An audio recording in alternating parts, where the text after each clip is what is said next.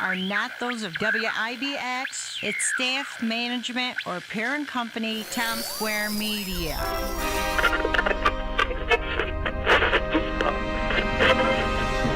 If we take the jail first, we'll have a place to lock up all the others. Then there's Keeler. He took over the bank as soon as the judge was murdered. But I think that's because when you make tough decisions, you're left to deal with the repercussions.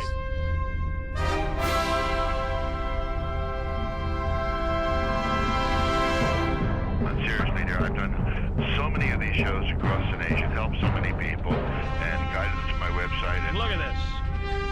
What is this, a joke program? I mean, what type of a program are you running here? Here comes the ball. Go. Did you hear that hair? Be hungry. First on Fox Sports. New York! Radio personality Bill Keeler is no longer on the air. He was fired yesterday over a contract. Father O'Shaughnessy? Yes. Great Paul, well in Lynchburg, Virginia. How are you? Good morning.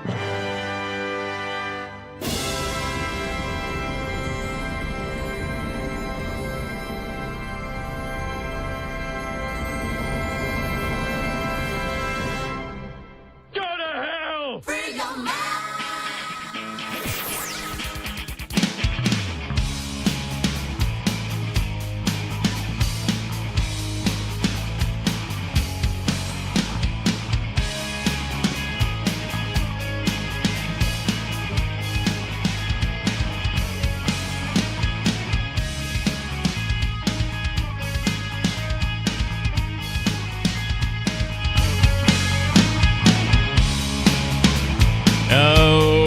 Okay, it's all come down to this, believe it or not. Here we are in the final, 36 hours of election time. By tomorrow night at 9 o'clock, it'll be all over. Commercial after commercial after commercial. Are you ready for them to be gone? Oh, most certainly. I guess. Here we are on a Monday morning. We'll start a little differently this morning because I want to bring in Brandon Williams early. Bright and early. The congressman. He's here and bright and early, stopping in the Mohawk Valley here today. So, good morning. Good morning. So, for anyone, if anybody's questioning, we have all brand new digital studios. And the congressman, I'm sure, can maybe relate to this. So, when they used to use manual steering for the nuclear submarines, all of a sudden the government decides we're going digital. Yeah. Well, our computers completely froze this morning, and we could do nothing. We could not turn on a microphone. But here we are now. Good morning. Good morning. You want to hear a fun fact? I would love to hear that. So Admiral Nick Rickover, father of the nuclear Navy, resisted digital anything back in the engine room precisely for these reasons. Yeah. And everything else is classified, but analog he was 100% committed to it. And so we had to learn all of the circuits, the LC circuits, all right. any of you nerds out there. So, which, by the way, kind of makes sense. That is just the human mind easily can make sense of that. The digital world is a completely different world. But you can't troubleshoot the digital world. You can't look at a schematic and you just got to replace boards. Right. Sorry, we're now troubleshooting missile systems. Well, listen, Yeah, I'm already had my fill this morning. I'll tell you. It's been nice quite recovery, a guys. Yes, quite a morning. All right. Well, here we are, down to the final stretch. What do you think? It'll be over by it should be over by Wednesday morning. Well, I tell you, it is so much money has been spent, and I'm just looking forward to being able to go out on a date with my wife again and not be on TV. That would be so refreshing. Yeah. What do they say? Is it $18 million or something? Yeah. $30 million? Was it 18, Andrew? 18. I read this morning. Just spent, and towards the end, a lot of this is, most of this, probably all of this is out of your hands. But it was one jab at another, and I'm not sure. I'll ask you this as a question. I'm not sure Mannion is as extreme as the commercials say. I don't feel you're as extreme as the commercials say. Somewhere there's probably an in-between your thoughts. Well, I think what I find interesting is that I have said the same thing both in the primary 2 years ago and consistently for the last 2 years. My opponent does say very different things in the primary than he says here in the general election. Yeah. And I think that's worth paying attention to. And, is it as ugly as all the commercials say? I mean, let's hope not. But Right. the truth is that I've seen this now over 2 cycles that they run as liberals in the Democratic primary, and then their a switch is flipped, and they run as Republicans for the last 4 weeks, and I find that pretty disingenuous. You feel you're consistent. I am consistent. Yeah. If you look at my statements, they're all the same. I don't have a political director. I kind of speak out of my heart. So Yeah. On the issues, the most important issues you feel right now that the voters are looking at. We really paid attention to only a couple, but there's a lot more. There's an awful lot more that would face the 22nd congressional list. Well, I know this. I did 12 in-person town halls in the last 18 months. My opponent did 0, with his constituents. And so, I heard firsthand, people are concerned about the border. They're concerned about crime. Inflation is number one. And, the high cost of everything, working families are falling farther and farther behind. That's what's on people's minds. And, of course, that's not what's reflected in the fear-mongering of the commercials. But those are the top issues. Micron is obviously very important to all of us, even here in this district with everything we're doing with SUNY Poly and then all the way down to Malta, down the Albany region. When the speaker was in town, he said that he felt that we'd be taking a look at possibly reversing the funding that actually has supported Micron. Where do you stand on that? And I know he kind of walked that back a little bit. He walked it back in real time. He really did mishear the question. But I confronted him right there on the spot, and I said, "Look, I'm going to bug you night and day that this is critically important for us." And I think what's more important is that he issued a statement afterwards committing to support Micron in its development here, and that to me is a huge win.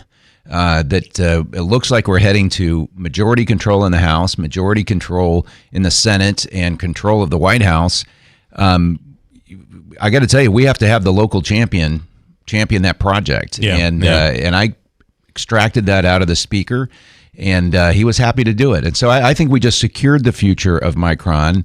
And the first step is getting this NEPA reform, the permitting reform, so we can break ground. That is the critical step. And so, you almost feel as if that was a blessing. It actually was, yeah. Bill. I mean, it's again, I don't have talking points. I just know that that's critical.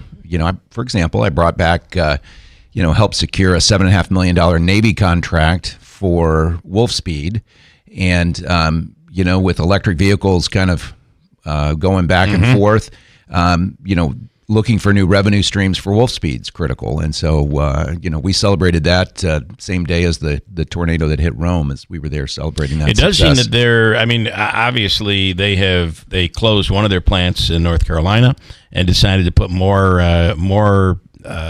investment here in Marcy. That is a positive for us. It is positive, and you got to give credit where it's due, and I think Chuck Schumer really is the one that drove them to that decision.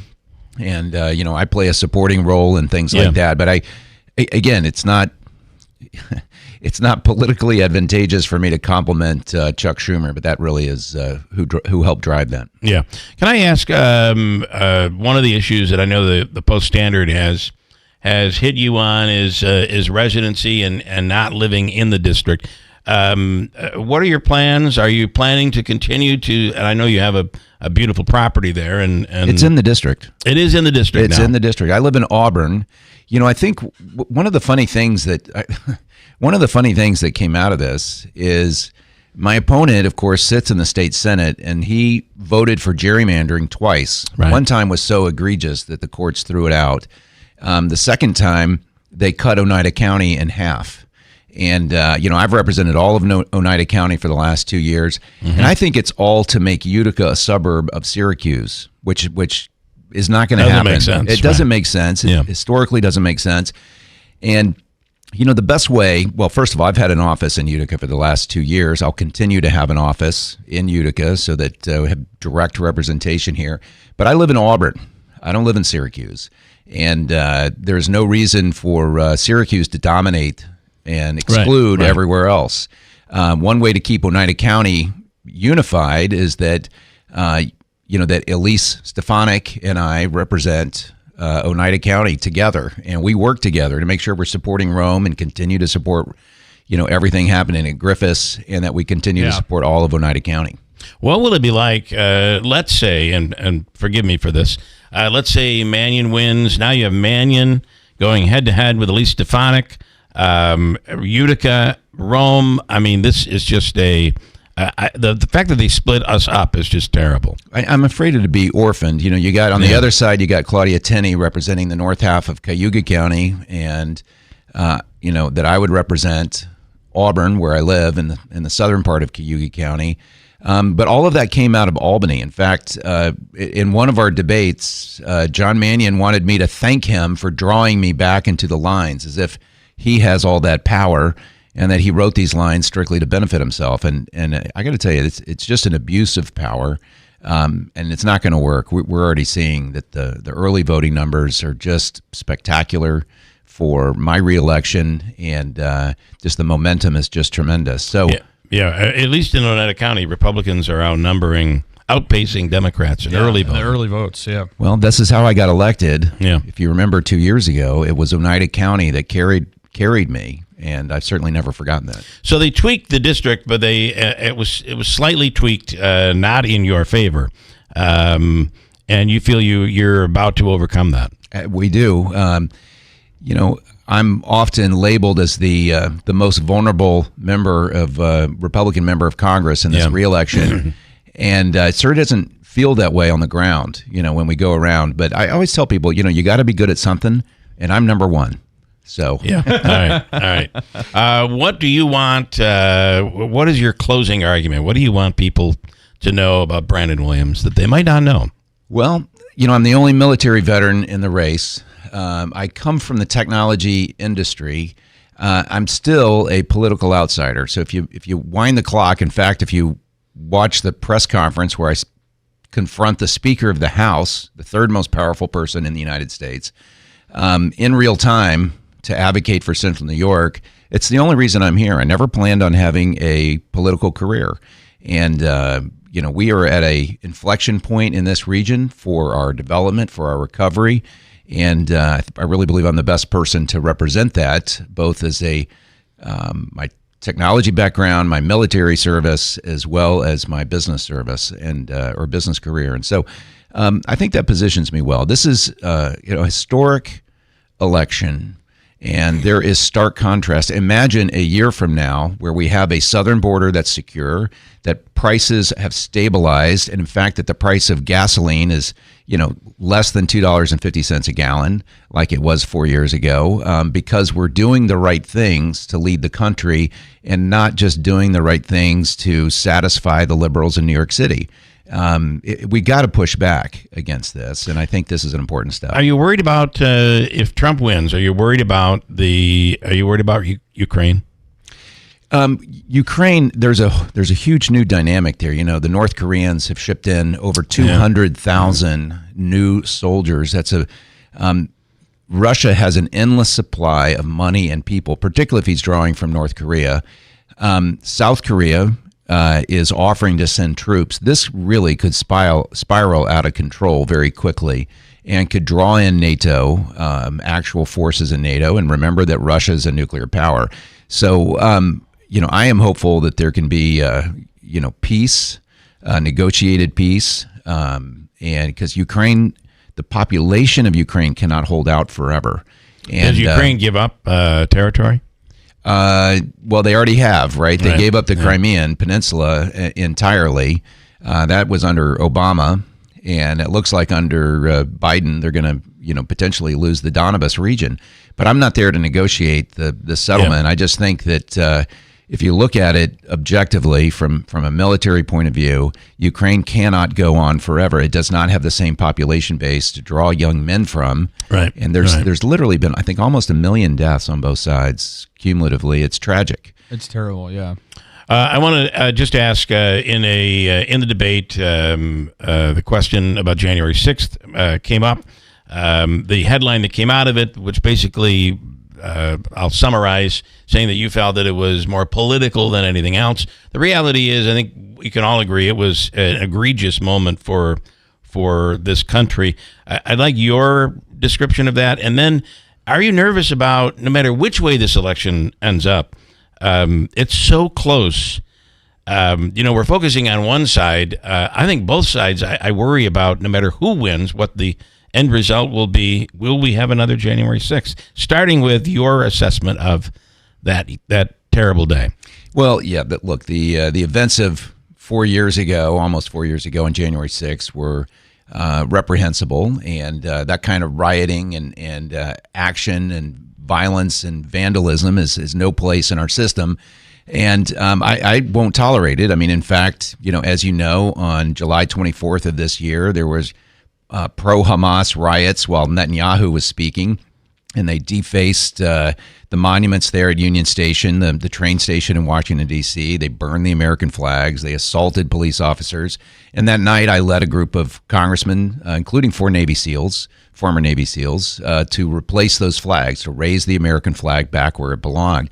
So standing up to all that kind of violence and recklessness is important for us. And I would just emphasize, I don't think you confront it. I don't think you go out and go toe to toe with the crazy protesters. Yeah. If that's on any day, I think you stand up and you say, look, this isn't right, and we're going to do the things in our community to make it right. And so I've already demonstrated that.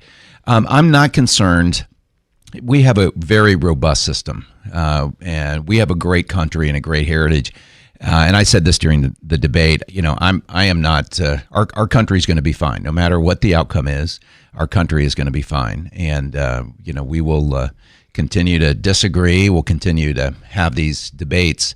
Could there that, be? By the way, is not what all of the commercials are saying, and that I think has been what's scary for people. No matter who wins, the country's over. Well, they're saying this to be scary, and I don't fear-mongering. Well, frankly, as a nuclear submarine officer and as someone who had been in the chain of command for the release of nuclear weapons, as I did, I'm not really wired that way. I'm actually, pretty cool-headed and very thoughtful because, I'm trying to protect things. I'm not trying to tear things down. Yeah, we're pretty secure.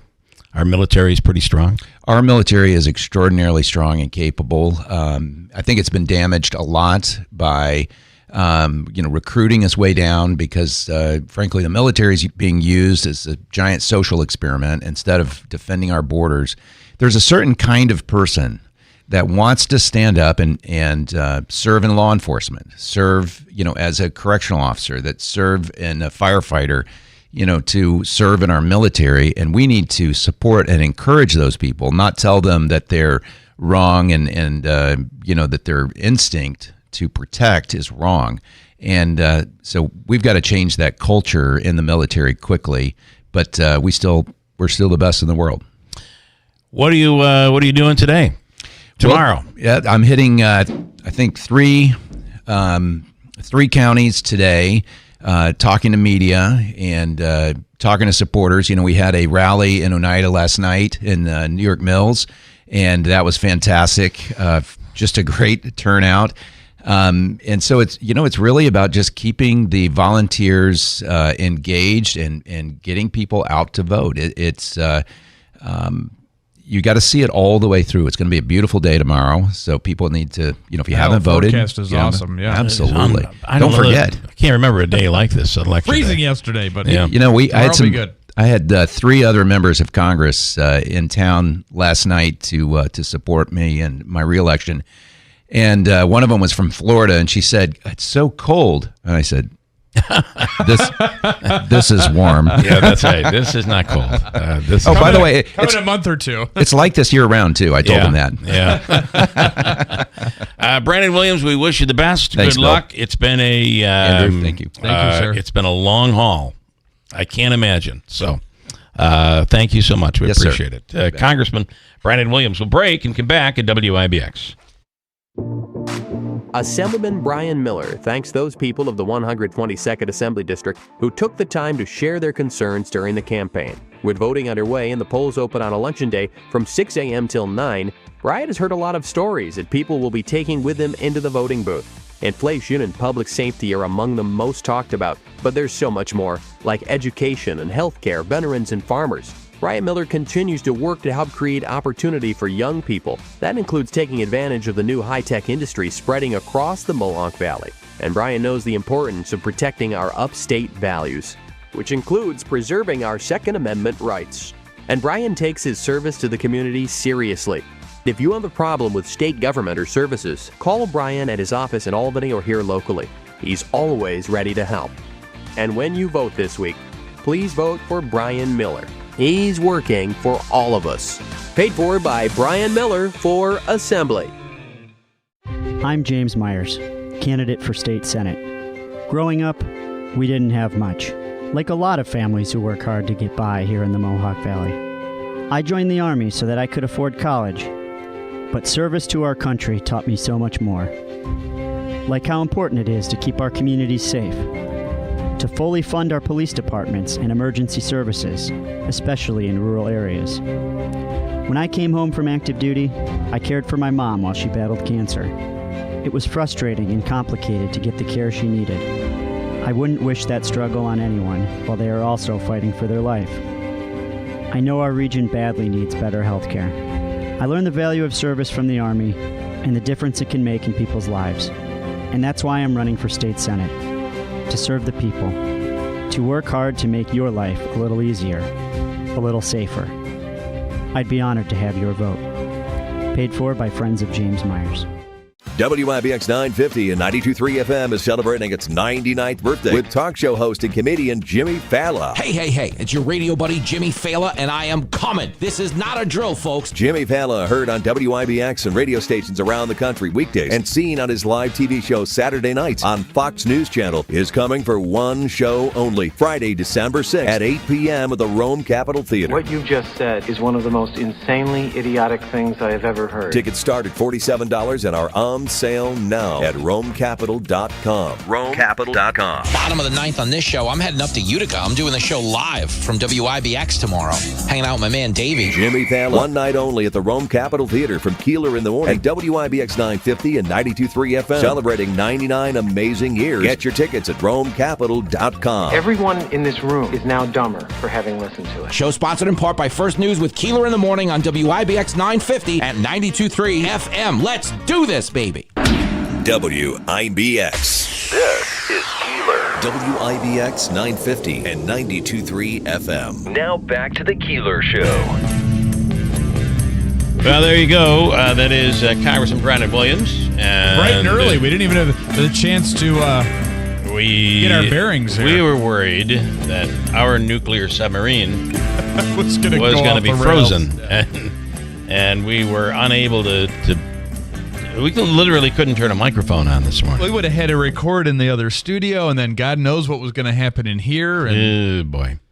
I couldn't turn on the mics. Yeah, Davey. I get everything ready for you guys in the morning. Mm-hmm. It was just a complete disaster. Well, it's okay now. So here we go. And we have a lot to get to here this morning. And it is, here we are, the day before, the night before they try to announce everything. And I really do wonder. They're saying it's possible that if things remain as close as it is, we won't know for 3 months on the presidential election. We won't know until maybe Thursday or Friday who wins. It may take till Thursday or Friday to find out who controls Congress. Although I do think that one will come a little earlier. But we're in for some very interesting times going forward here in the next few days. If you've not voted yet, I'm sure your plans are. There was no voting today, of course. Early voting ended yesterday. Tomorrow the polls will be open from 6 a.m. until 9 p.m. Normally we don't have to really talk about it, but I think it's just been so confusing with all the changes and the early voting and everything else. You do not early vote today. Today is that one day off, but you do vote tomorrow. If you've not voted as of yet, like Andrew. Can't wait. Cannot wait to vote tomorrow. He'll be voting tomorrow. On Election Day. Here is bright and early in the morning. Ready to go is Lucia. Good morning, Lucy. Good morning. Our closing arguments. Andrew, I like when you laugh. I love it. So I hope you're having a good day. And Doing well, everything you wish, I hope it comes true, but I hope it comes more true for me. Andrew, you got it? Yes. So, okay, so I'm calling. I received an email from James Meyer. Is he sending emails to people from Sophia, he says. And I have a phone number here, 860-579-9833. Well, that's probably it. Yes. He's an Army veteran, he's committed, blah, blah, all the garbage. Give me a break. What is this guy going to do? So for those that aren't, Myers is running against Griffo. Lucia is a big Griffo supporter. Defender and supporter, yeah. Well, I'm a supporter because he's done only great things for all of us here. Right. That is why. Yes, If I know. he didn't, then I would be with Meyer. Meyer doesn't count. Sorry. So, but sorry about helping his mother, this and that and that. We all done that, you know. Right. Yeah. It's not applause for somebody. Who's running for office. Give me a break. So you're not in with James Myers. No, absolutely not.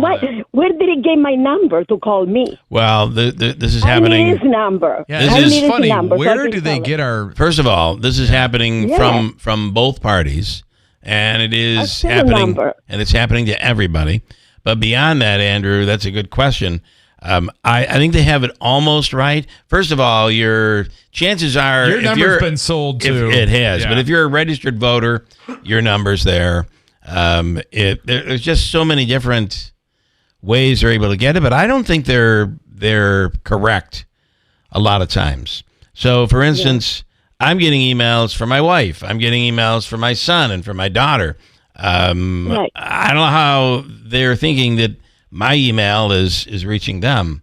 So I'm hearing from everybody. It's driving me crazy. I can't wait for it to be over. Exactly. How did they get my phone number? I want his phone number, his phone number, so I can tell him off. What the hell is he doing? Well, you can't return a call. I'm sure that's not. I tried, I'm sure you tried. I'm sure you did. It's not fair. Mr. Meyer, you're not doing the right thing. Yeah, don't call me. Give me your cell number so I can call you. Yeah. I don't know how they got your number in particular, but everybody's is out there today. It's not like not like it used to be. So, all right, Andrew, Lucia. Andrew, did you give me the number? I did not give your number away. No way, no how. We could would give never it out. do that to you. We could give it out right now if you wanted. Yeah, do you want us to? No. You know I'm joking, Andrew. You know. I know I'm Joe. You're the best. All right, you are Lucy. the best. You have a wonderful day. Thank you. And So tomorrow I will, and tomorrow will be the best ever. So Joe Griffo's going to win, and then good luck with Trump. Lucia, my big question here. I hope we win. I know, Lucia, here's my big question for you. When are you going to run for office? Yeah, that would be. You have such passion. Yeah. I want Bill to run, and Andrew, and then I'll help you. We'll see what happens. Andrew, Not in a million years. You're a Democrat. I cannot help you. Neither one is. But I was a Democrat. I was. You were. But I changed it. Yeah. I helped Brindisi, you know. I know you did. You were a big Brindisi supporter. Yes. Big. Yeah, absolutely. And I love him in the family. So, but Andrew, if you decide to change, you call me, all right? You change it, I'll help you. I'm not sure Andrew wants to reveal his party, but I don't think he's registered Democrat. I am registered independent. I'll say that. That I can say. So that the IRS doesn't come after me.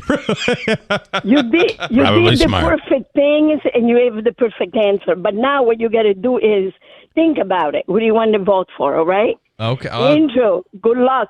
All right, Lucia. Thank you. Yes. Thank you, Bill. Thank All right. you. Ciao. You have a great day. It's really going to be a game time decision for me. I'm really not sure. What are you going to do tomorrow? Well, and it's kind of, without getting into it, there was a time when people didn't want other people to know who they were voting for. That's the thing. It was a very private thing. And believe me, for some people, I really think it's that way right now more than it's been in a long time. There are those who don't want anybody to know. So that's an interesting thing because my sister Mary surprised us. She goes to school at Catholic University down in D.C. She surprised us by coming home over the weekend, so it was nice to spend some time with her. And she was first time voting in the presidential election. And so I asked her, I said, well, who'd you vote for? And she said, no, I'm not telling it. She's not telling my mom, her boyfriend, nobody. She said, this is something my mom said always used to be a private thing. You don't have to share with anybody. So she's keeping tight-lipped. But I'll find out. No. I do think that there was the time where people just didn't want anyone to know. But I think we're back to that time for some. For others, like Lucia wants everybody to know she's voting for Trump. All right, what else do I have to squeeze? County Executive Pacini on the line in a little bit. We're going to talk about, there's a very interesting story out there. We'll get into it coming up, but also St. Luke's and what the plan is for reuse. I think we have a conceptual plan, right, based on what they've heard. We will speak with the CEO of MVHS at Wynn Hospital, Darlene Stromstad.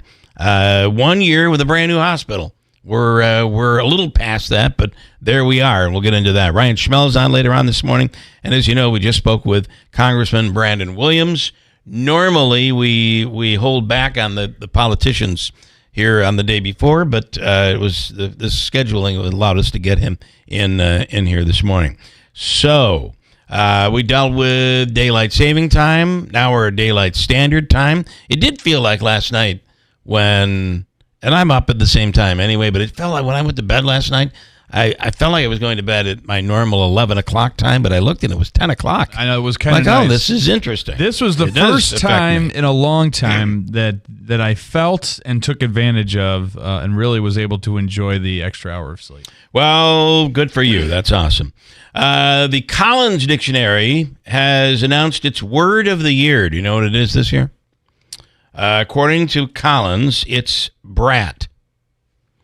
I haven't heard anybody use that in a long time. The defined brat, they define it as characterized by a confident, independent, and hedonistic attitude. It became a sensation thanks to the album Brat.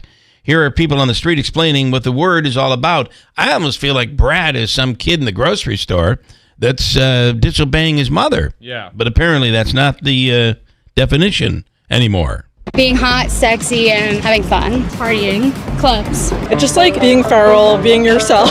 Dirty, grimy. Whenever you're trying to do something and you think you have like second thoughts about it, just like don't have second thoughts and just do it. Take a breath, be present, ask yourself what you want to do, and then do whatever it is that the first thing that comes up. Just be hot, sexy, and be yourself.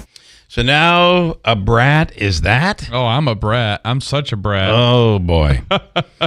Florida surfer was bitten by a shark at the exact same beach he was bitten by a shark 11 years ago. That's almost like being struck by lightning twice, I would think. Here's Cole Tash. I guess unless you do a lot of swimming in the ocean near sharks. Here's Cole Tashman talking about his injuries and never surfing at that beach ever again. I got a little look at it when I got into close to the shore, and I saw kind of the damage, and I was like, okay, my toes are there. That was like all I really cared about. I can definitely tell you that I'm not going to be surfing out in Bathtub Beach again. Just pretty much all my buddies have been bit.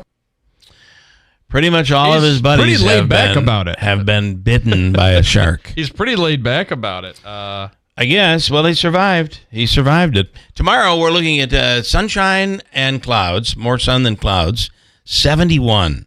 It's going to be the most beautiful election day I think we have seen. I don't ever remember a day like this on Election Day. I know. I'm excited about it. I am, over the weekend, we had a good weekend if you're a Syracuse football fan and a Buffalo Bills fan. The Bills had a good game, and it was really It was a close one with Miami. Davey? Yeah, it was. I wasn't expecting the outcome, and with Miami being so close and Tua having a good game, and Josh Allen is just Josh Allen. Josh Allen had a perfect game. He had an interception that you cannot blame him on. That should have been a touchdown early on, and the receiver just didn't catch it. Well, it bounced off. It was Coleman, Bill. It bounced off his hands. Yeah, but Josh Allen put it exactly where it needed to be. Right. I like the one throw he just tossed up, and our tight end found it. But Josh Allen right now is playing like the best there is out there right now. MVP. Yeah, he really is. I mean, where it all goes, we don't know. Right. But in terms of how he's playing right now, man, he's lights out. And then Syracuse with a big overtime win. That was huge. Yeah, they were getting dominant. They were down in the second quarter. Then they ended up coming back and beat Virginia Tech. Yeah, they had a good second half. Ended up outscoring them 34-17. And I just want to say, bowl eligible already. That's been a while. Weren't they the last one? Not so early. Not though. so early though. Yeah. They had 4 wins early, and then they hit the tank. Remember, they didn't win after that. It was brutal. Yeah, you're right. So maybe I think they needed one win towards the end of the season to become bowl eligible, and they won. So here's real quick who they have left. They have Boston College on Saturday. Then they go to Cal. They need to knock off one of these good teams. The only undefeated team they can knock off is Miami. Yeah. And, of course, basketball starts tonight, too. Yeah. That is true. And I want to. Is it relevant? Because I have something big. Yeah, and then we'll do this comment later. Okay. I just have to say, in terms of football, I totally am with Jason Kelce. Did you see what happened over the weekend? No, I didn't. Oh, my God. So he's walking outside after the Penn State-Ohio State game Saturday. Jason Kelce there was a fan following him, taping him, and saying, how does it feel to have a brother who's a blank, using the gay slur F word? How do you feel having a brother who's a blank dating Taylor Swift? And he kept repeating it, calling Kelce the F word. Which is, I mean, you're... anyway, Kelce turned around, grabbed his phone, and spiked it like a football. Smashed it into a million pieces. I love it. So here's audio as it all went down. Check it out. Kelce! Hey, Kelce! How does it feel your brother's a Kelce, can I get a fist bump? Kelce, can I get a fist bump? Oh my God. Let's go! That sound right there. You want to get the out of here! He's lucky he didn't get knocked out. Yeah, I mean, he got out of it easy. He got out of it very easily there. Jason Kelce is a large individual. Jason Kelce would have crushed him. So in that moment, doesn't it feel you get some punk? Who do you think you are saying that to somebody as they're walking and leaving a football game or anywhere? Who do you? Just the gall that some people, these privileged punks, think they have, and nothing's going to happen to them, right? Well, no, it's raise the age, cashless bail, all this crap. No, something might happen to you, and it did, and I love it. That's the reaction that guy wanted, but I think it was justified. I don't know that he thought. Like, oh, look, he broke my phone! I can't believe it. That's what you hear him yelling and whining about in the background. Yeah. I love what he did. I'm with him 100% on that one. Listen, we got a break. Coming up, we'll talk to the county executive, Anthony Pisani, in a few minutes. It is a Monday morning, the day before Election Day, here in Central New York on WIBX. From the Stanley Theater Studios, WIBX Utica, Rome, W295EI, WIBX 950 and 92.3 FM, a Town Square media station. Just one day before the election, I'm Dave Anthony, Fox News, and many Americans have already cast their ballots. We have record-setting early voting, numbers that nobody's ever seen before. Can you believe that? Former President Trump in Georgia, more than 77 million people have voted early, nearly half of all the votes cast in the 2020 election. Vice President Harris touted unity over division campaigning in Michigan. And let us do it with the spirit of knowing the vast majority of us have so much more in common than what separates us. Harris is focusing her final efforts on Pennsylvania today. She's holding 3 rallies in the Keystone State, including a concert in Philadelphia with major A-list celebrities like Lady Gaga, Oprah, and Ricky Martin. That's Fox's Brooke Singman. The former president will also campaign today in Pennsylvania, the biggest prize of the toss-up states, going to Reading and Pittsburgh. He'll start the day with a morning rally in Raleigh, North Carolina, where Fox's Aisha Hasni is among the Trump supporters lined up. Some of them have been out here since 3 o'clock in the morning, and I've been talking to so many folks here in North Carolina. Some of these folks have been telling me there's a lot of, I guess, nostalgia. People feel a little sentimental because this is the last Trump rally in North Carolina. As the former president has said, he's not going to run again. Well, the final Trump rally of the campaign will be tonight in Grand Rapids, Michigan. More problems in flood-ravaged Spain. More rain has halted train service today amid a disaster that's left more than 200 people dead and many more feared missing in the devastation. The music industry is mourning the passing of a legend, Quincy Jones. He produced Michael Jackson's Thriller and helped many other stars make music for over decades, from Frank Sinatra to Ray Charles and more. Jones also made award-winning music for TV and movies. He got honorary Academy Awards. He won 28 Grammys. Quincy Jones also in the Rock and Roll Hall of Fame. He died at his Los Angeles home at the age of 91. America's listening to Fox News. An official message from Medicare. Couple more minutes, and we'll start this month's book club. You know, I usually love a plot twist, but this year, I'm comparing my options during Medicare open enrollment. You can't assume your current health or drug plan is the best one for you. And you gotta make sure your drugs are covered. That's important. So is saving money. Review all your options at Medicare.gov. Open enrollment ends December 7th. Paid for by the U.S. Department of Health and Human Services. You know, the big wireless companies want you to overpay for data that you don't need, but you don't have to settle for that with Pure Talk. Well, you get to choose how much data that you actually want. And for $25 a month, you'll get unlimited talk, unlimited text. You're going to get mobile hotspot, 5 gigs of data. Go with Pure Talk, and you get to choose how much data you actually want. Just dial pound 250, say the keyword save now, and if you do it now, you'll save an additional 50% off your first month from Pure Talk.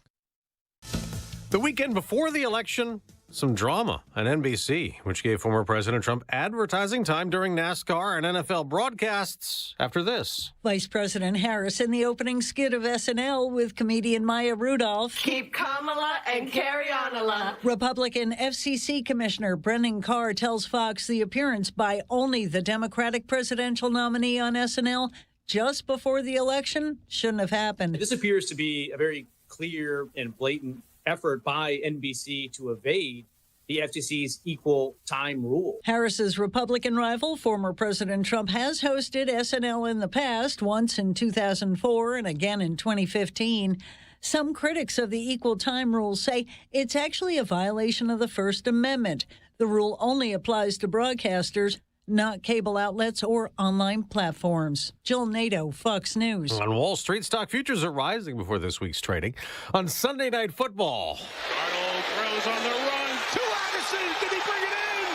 Yes! Great catch! Touchdown, Vikings! Minnesota beat Indianapolis 21-13 on NBC. Earlier, Detroit beat Green Bay, giving the Lions the best record in the NFC, 7-1. Buffalo and Philadelphia, Washington all won to improve to 7-2. It's down to the final 4 drivers in the chase for the NASCAR Cup. Ryan Blaney's not losing anything here in Martinsville. He wins and is going to Phoenix. Courtesy NBC Sports, defending champion Ryan Blaney took the checkered flag to join Joey Logano and Tyler Reddick in next week's championship. The 4th and final spot took nearly 30 minutes after the finish to work out. Christopher Bell rode the wall on the final turn to move into qualifying position, but wall rides are a safety violation, and after review, NASCAR penalized Bell, sending William Byron through. I'm Tim McMaster, Fox News. Yeah, that NASCAR championship race will be next Sunday, 3 p.m. Eastern in Phoenix. I'm Dave Anthony. This is Fox News. Good morning, WIBX 950 AM, 92.3 FM News Time, 7:05. I'm Andrew Derminio. This update brought to you by John's Mobile Home Parts and Accessories in Oriskany Falls. For all your mobile home needs, it's worth the trip. Go to johnsmobilehomeparts.com for more information. We have 34 degrees under cloudy skies. Your full weather forecast is coming up. The Oneida County Sheriff's Office has announced a serious accident in the town of Westmoreland.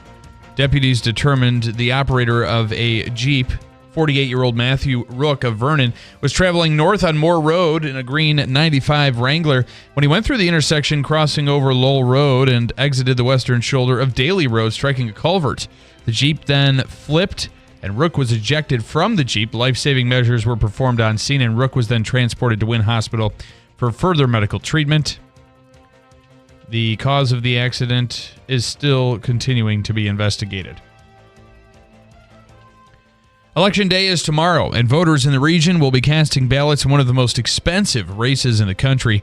Data shows $18 million has been spent on the 22nd Congressional District showdown between incumbent Republican Congressman Brandon Williams and Democrat State Senator John Mannion. Issues that have taken center stage in the race include taxes, the economy, and education. The 22nd District covers all of Onondaga and Madison counties, plus parts of Cortland, Oneida, and Cayuga counties. A teenager was injured after striking a tree while on an ATV in the town of Vienna between Hall Road and Whidbrig Road. The Oneida County Sheriff's Office says a 13-year-old from North Syracuse was driving east on the C4C State Trail when he lost control and struck a tree, leading him to be ejected from the ATV. The teen suffered a leg injury and was transported to Upstate Medical Center in Syracuse for treatment. Central New York drivers are still handing over less of their hard-earned money to fuel up their vehicle these days. AAA says the average cost for a gallon of regular gas in the Utica-Rome region is $3.32. That's down a penny in the last week and is a penny less than this time 1 month ago. Currently, the state average is sitting at $3.18 a gallon, while nationally it's $3.10. Cold weather will arrive before you know it, and the Empire State residents can get help with staying warm. There is more than $360 million in federal funds available through the Low-Income Home Energy Assistance Program. The money will help folks afford their energy bills and make cost-effective repairs to their home heating systems. Anyone interested in applying or who just wants to check if they're eligible for assistance can do so at energyhelp.us. WIBX 950 AM. 92.3 FM News Time, 7:08. Your weather forecast is brought to you by City Suburban. Call City Suburban today at 315-853-3899 or log on to citysuburban.com for a free quote today. Here's the latest forecast from the WIBX Weather Center. The appetizer today was some slightly warmer than average temperatures for the main course of highs in the low 70s both Tuesday and Wednesday. Not record setters, but definitely warm. Mostly cloudy today, up to 57. Tonight, stray showers, mostly cloudy, low 48. Tomorrow, mostly sunny, up to 72. Showers into the early afternoon Wednesday, high 71. I'm Jeff Eno at the Weather Channel on WIBX 950 AM and 92.3 FM. A little above freezing at 34 degrees under cloudy skies. It's 7:09. Sports brought to you by IBEW NECA 43, local contractors. Well, where do we start? We'll start with the Syracuse Orange men's basketball team. They'll be hitting the court tonight to begin their 2024-2025 campaign. The Orange are set to host the Lemoyne Dolphins at the JMA Wireless Dome. SU had a record of 20-12 last season and ended up missing the NCAA tournament while under the leadership of head coach Adrian Autry. Tip-off this evening is scheduled for 7 p.m., and the contest will air on ESPN+. The Buffalo Bills got a big win against their division rivals, Miami Dolphins. It was close, tied at 27 as the game was winding down, but Bass, the man, the myth, I had kicked a 61-yard game-winning field goal. He missed an extra point. He hit the uprights on another extra point. It actually bounced in. And then all of a sudden, I think he could have kicked that 70 yards. Oh, yeah. He was locked in. And you know what? That was a great coaching decision because it would have been very easy for them to say, you got to give him the confidence. We cannot trust him. And they didn't. You got all this money in him. You might as well take a shot. And it dramatically helped my fantasy team because when you have a 50-plus field goal kick, especially a game winner, it was really nice for me. So Tyler Bass, the hero of Buffalo yesterday. And the hero of Andrew. That's right. Yeah. Syracuse improved to 6-2. That's the football team following a 38-31 overtime win against Virginia Tech. The Orange will visit Boston College Saturday at noon. The Giants extended their losing streak following a 27-22 defeat to the Commanders from MetLife Stadium. The Jets enjoyed the weekend off. The team snapped their 5-game losing skid on Thursday, beating the Texans 21-13 on Thursday Night Football. Sorry, I shouldn't say upsetting the Texans because they were favored. Sorry, Richard. I don't want to get your panties in a bunch this morning. Sam Darnold and the Vikings capped off another Sunday night of NFL action with 21-13 win over the Colts on Sunday Night Football. It was an interesting Sunday in the NFL. My Packers stunk terribly. Tonight is the big game, Monday Night Football. Patrick Mahomes and the Chiefs will look for that first loss of the season against Baker Mayfield. And you took them to lose tonight, right? I am the only person who picked the Bucs. Well, that might be good for you. So yeah, and then Utica Comets. They're struggling. They are struggling. Yeah, they are struggling. Wayne on the line right now. Wayne, good morning. Hey guys. Hey. Was that not a good Syracuse game? That was a really good Syracuse game. Yeah. That was a nice one. They're fighters. They're fighters. They got off to a tough start, which I just had a feeling they were gonna really come back in the second half, and they did. So good stuff. Nice back and forth. Yep. Okay, so I wanted to tell you this quick story. I was at the casino at Boxing on Saturday, and we ended up going to meet Spinks and the other guy, Kelly, I forget his name. Yeah. Anyway, we got to meet them. We got their autographs, and we go to walk away. I'm all happy, and I'm going away looking at the autograph, and all of a sudden, squash, I go, what the heck? I look down. Some guy set his food on the floor, 2 beers, and 2, I don't even know what they were. It was something loaded with, so much cheese would give you a heart attack, right? I stepped in this. It went up my pant leg. Oh, it went my on God. my sneaker, brand new pants, brand new sneakers, right on them, and I go, all right. I said, who the hell leaves food on the floor? And I look over, and the guy goes, I do. And I go, all right. He's looking at his food, and I'm looking at him, and I'm like, why would you set it there? Oh, he goes, my God. I was going to, directly right next to, what do they call that? Like the rope, the guide rope or guideline. And I'm looking down, and the food is clearly had my foot go right through it, Oh, and my God. two beers. It looked like about $45 worth of food, right? So I had the pleasure of going to Boxing with him on Saturday night. Thank you again. So we got to meet Michael Spinks. You went with Wayne. Yes. So you saw him step in the food. Yeah, he thought he thought I was there waiting for him, and I was already had him, so he thought it was my feet that he had. And it ended up being this guy's food. The guy had like a pretzel with cheese and a hot dog with mustard and everything. I think the key word there is had. Yeah, right? everything but relish. Yeah. Wow. Thank God. So check it out. So I turned to him and I look at him and I felt bad for him. So I just handed him a $20 bill and I looked at him and I just walked away because my leg, I had to wipe this stuff off my leg. I had to treat the thing when I got home. I'm like, come on. But who does that? Why would you first of all set your food on the floor where someone's going to walk? An idiot. And secondly, why would you put your food on the floor? Yeah. To begin with, right? Yeah. Wow. All right. Well, I'm sorry you went through that, but it sounds you got a good autograph, though, right? Yeah, that guy Spinks. He had 3 rings on, and I asked him about him. And he told me about 2 of them, but the third one, Bill, he's nice guy and everything. But I honestly believe that all the punching and hitting that he took to his head had to affect the way he thinks. Because by the time he got to the third ring, he goes, "I don't know who gave that to me or what that is." And I was like, God. Okay. I said, but I wear it anyway. Yeah. So I say that about my wedding ring. So the first, I don't know who gave it to me. I have no idea. This one I don't know. I can't get it off. So the first ring that he showed you, Wayne, was his Olympian one, and then the second one was the WBC ring that they give you when they ring the bell. Okay. What was the third one? The third one, didn't know. Wayne He is didn't right. know. He was like, he didn't know. I didn't know, but I still wear it. Yeah. That is so funny. But I'm telling I you. could tell when I looked at him. I could tell he was just. You could tell when they have that shell shocked. Took too many shots. Nice guy. Did they at least have a good line of people waiting? Oh yeah, it was nonstop. People came through, and they stayed there. For quite a while. It was really cool. I saw them, and Spinks might have been one of them. There were 3 legendary boxers sitting at a banquet table doing autographs in Vegas, and they were just sitting there sleeping.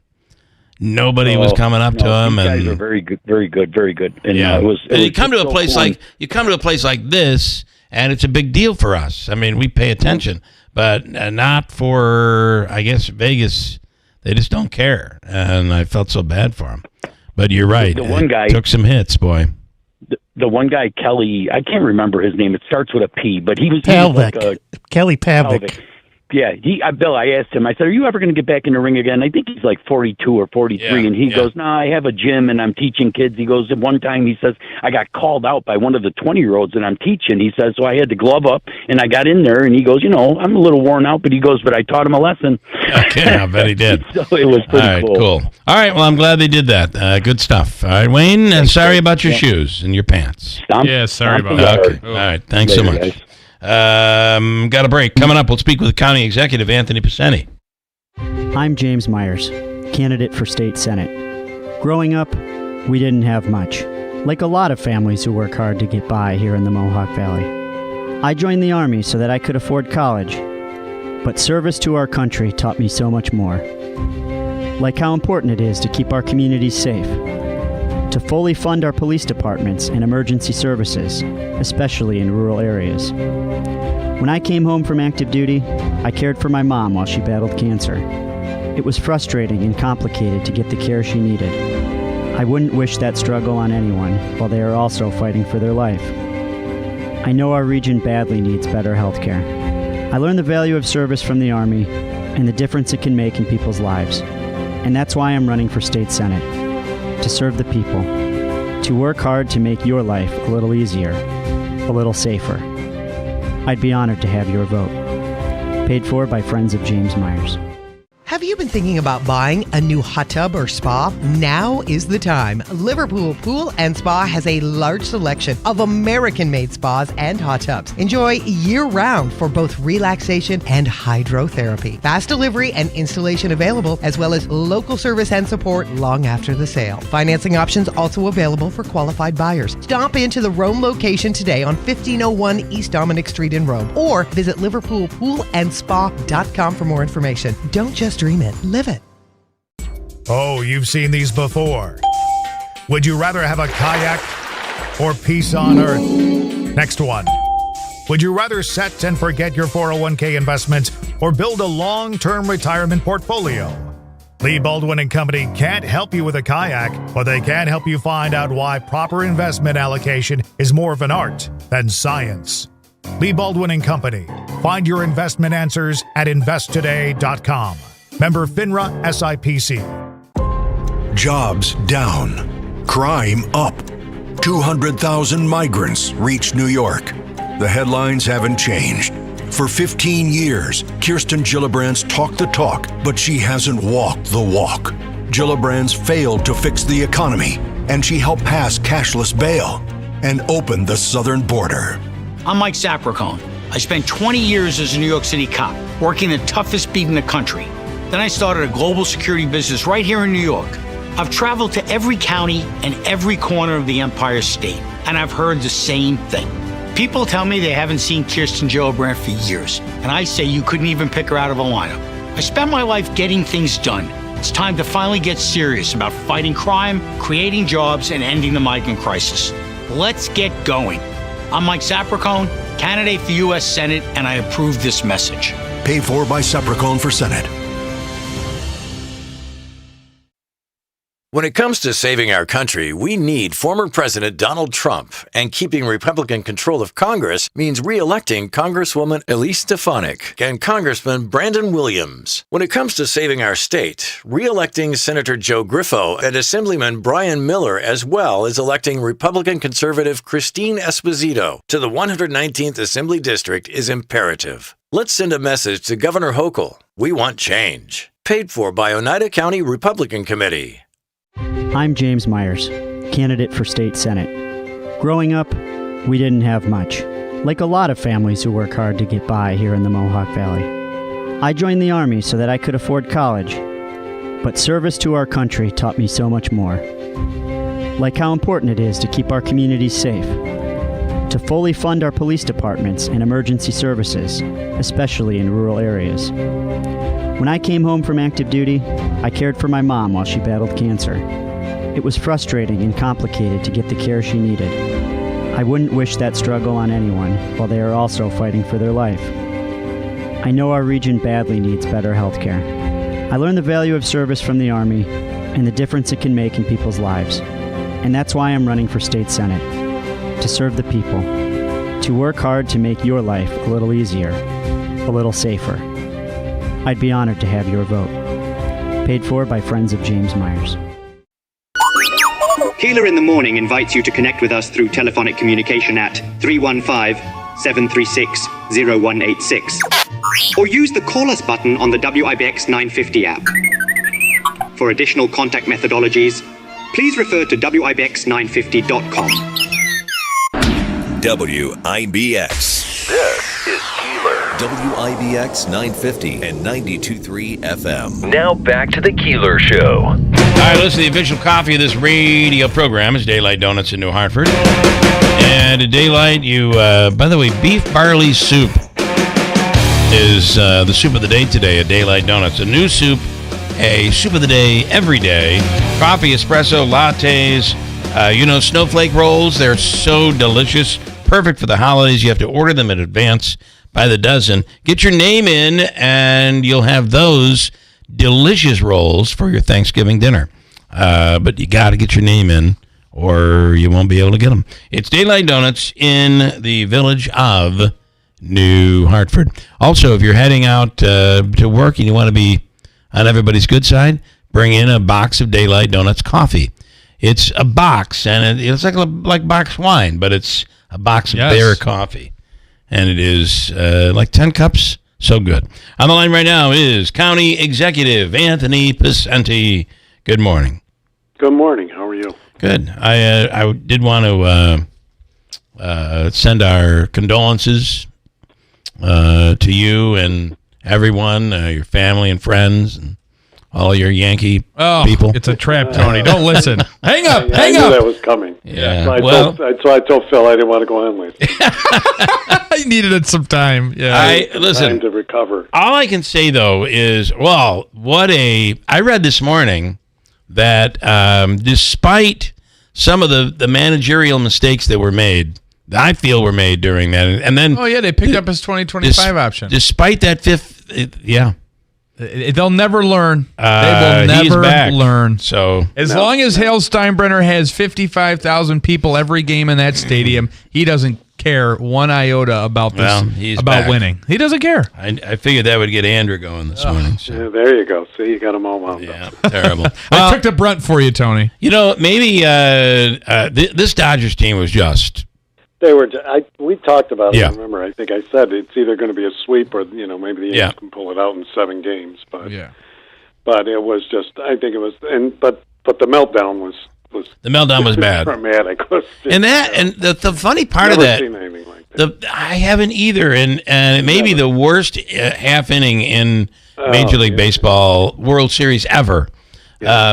You can always count on the Yankees as good as they've been over the the decades and the century and everything to set another mark for a horrific play. I mean, everybody's still smarting from 2004 when they were up 3-0. I mean, let's not forget that. So they've been known to set marks that no one wants to remember. And up to that point, they looked so good in that game. And They really did. Judge with that catch, and I then, know. And then he drops a fly ball. I just don't understand how that happened. Well, actually, I do. I'm a Mets fan, so I do understand. Yeah.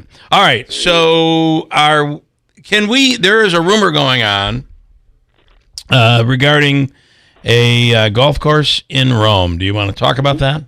Yeah, well, I guess like all things, they're the best kept secrets that don't exist in our community, and that's okay. I guess. Look, we have been.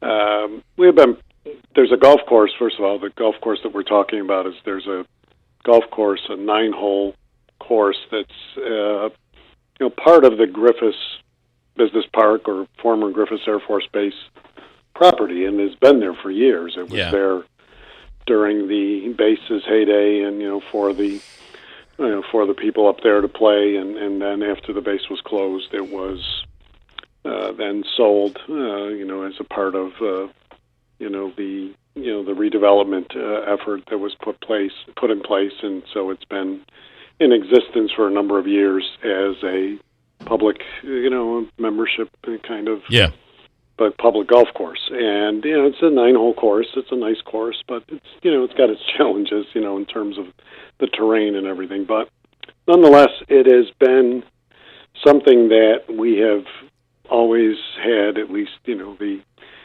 eye on in terms of future development. And the Triangle property that we have positioned for development is directly across the way from it. It literally abuts it and connects it, if you will. And so we have been looking at that property for the last couple of years, and the property had certain conditions related to it that the owner could only sell to another person who would run a golf course, or either back to us, the county, or GLDC, but in this case the county, because again it was with the intent that it would be for development, so it would only be used for a golf course if it was, and if it wasn't, it would revert back to the county, or again GLDC, or the combination thereof. So we've been pursuing this for the last couple of years. As we were positioning and developing the Triangle for the grant that we received, and for the connections that we are looking to put there. And so it kind of got a little escalated from on my end, just when looking at what we needed to do on the Triangle property in terms of connections of electricity, of water, of sewer, and looking down the road at at that parcel being so valuable and being connected, that kind of stepped up our interest and our pursuit, and ultimately an agreement, because I felt that if we're going to be investing what will amount to millions of dollars in site preparation now, as we begin, and we had begun the process of that on the Triangle, if we need it for that parcel, we should assume it now, rather than 2 years down the road and go through this whole process all over again. So that's why we pursued and have an agreement in place now. As we do these things, I still have to go through the Board of Legislators for approval. Right. So that's why we didn't do anything publicly until, and the owner has every right. There was no non-disclosure or anything. The owner who's a wonderful man and a good citizen and businessman in the area, had every right to, he had to tell his members, because he does have members there. They do have leagues there. And that is the other Mike DeSalvio? Mike DeSalvio. Yep. And the other thing is, we didn't want to wait until next spring and buy it, and then all of those, I forget the number, there's over 100 members, which, is still significant for a course of that size that, we didn't want to wait till next spring and then say, okay, we're going to, now you got to tell them that. So it just got escalated because, we've been talking to, and we've been in discussions with, a few interested parties, and so the triangle and the golf course attached becomes a much more attractive parcel. One of the rumors that came across our desk here is that I immediately, I didn't want to speak on your behalf, but I kind of did, and then spoke with your office that housing was being built for migrants. I think any construction that's happening right now is rumored to be for migrants.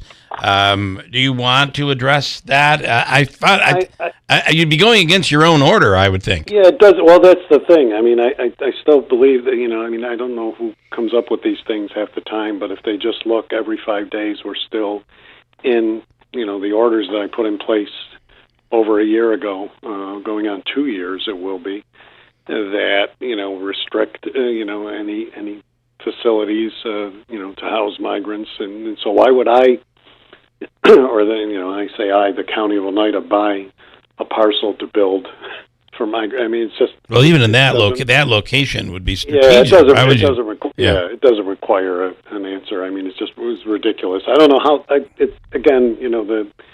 when things happen, the rumor mill just runs rampant, and but that one was kind of interesting. Yeah, that's what came out of it. So no, that's not at all true. Can I also ask how much is being? So I know there's construction being done at the exit of the thruway in Utica, and the entrance and exit. So is that just the beginning phase? Is there more coming? What is the game plan over there? Yeah, that's really the beginning phase of repairing the bridge that goes over, the... Oh, okay. Over, in the North Utica area there, or over, from the thruway. So that is still not the redesign of the thruway exit. Okay. Which is still ongoing.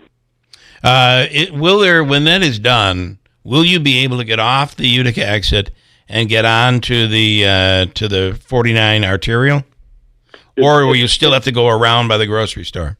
Yeah, that's part of that's part of the design phase that they're looking at in terms of how the easiest way to maneuver that so you're not just doing loop after loop and that you can have a much more direct shot onto 49 and connect to Route 12 and all the like. So there's much more to be done, and that's on the engineer's table right now. Because that really would, with the proper, with linking that, it really would make the Utica exit a Rome exit as well.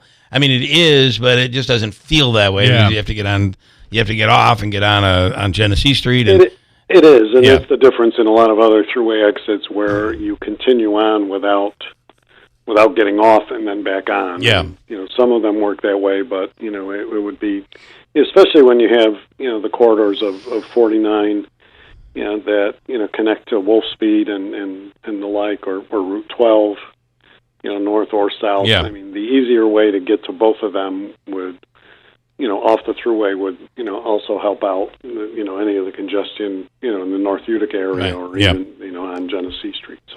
And then we wanted to ask you, do you have something further on that? Well, no, not further on that. I was probably going to ask what you're going to ask. Okay. We wanted to ask you on the St. Luke's property, and I know that, there have been several meetings, and we're kind of getting down to a concept here.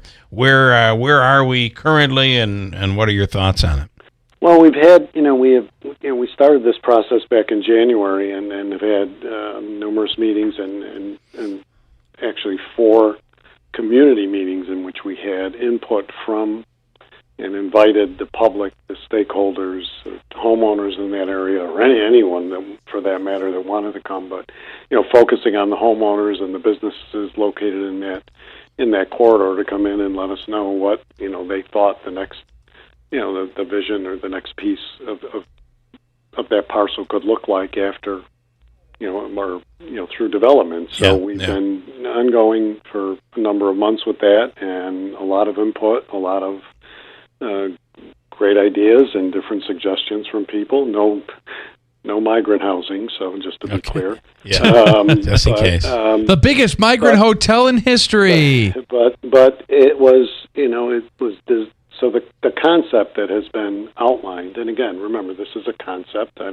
Nothing is cast in stone here. No contracts have been awarded. Nothing is being built, or we still have a great way to go, a great deal of time to get those properties demolished if this plan is something that can work. But what it does is it takes the suggestions of the community and that area and melds them into a neighborhood, because what you have there really is, it's a huge parcel. We've talked about it numerous times on the show, that give you the opportunity to build houses, to build townhouses, to put a hotel, and still have room for other activities and amenities. And that's kind of what the concept outlines. It starts with some cottages on one end, blends into, as you're coming up Champlain Ave from the north, with the St. Luke's site on your right-hand side, with cottages in that area, immediate area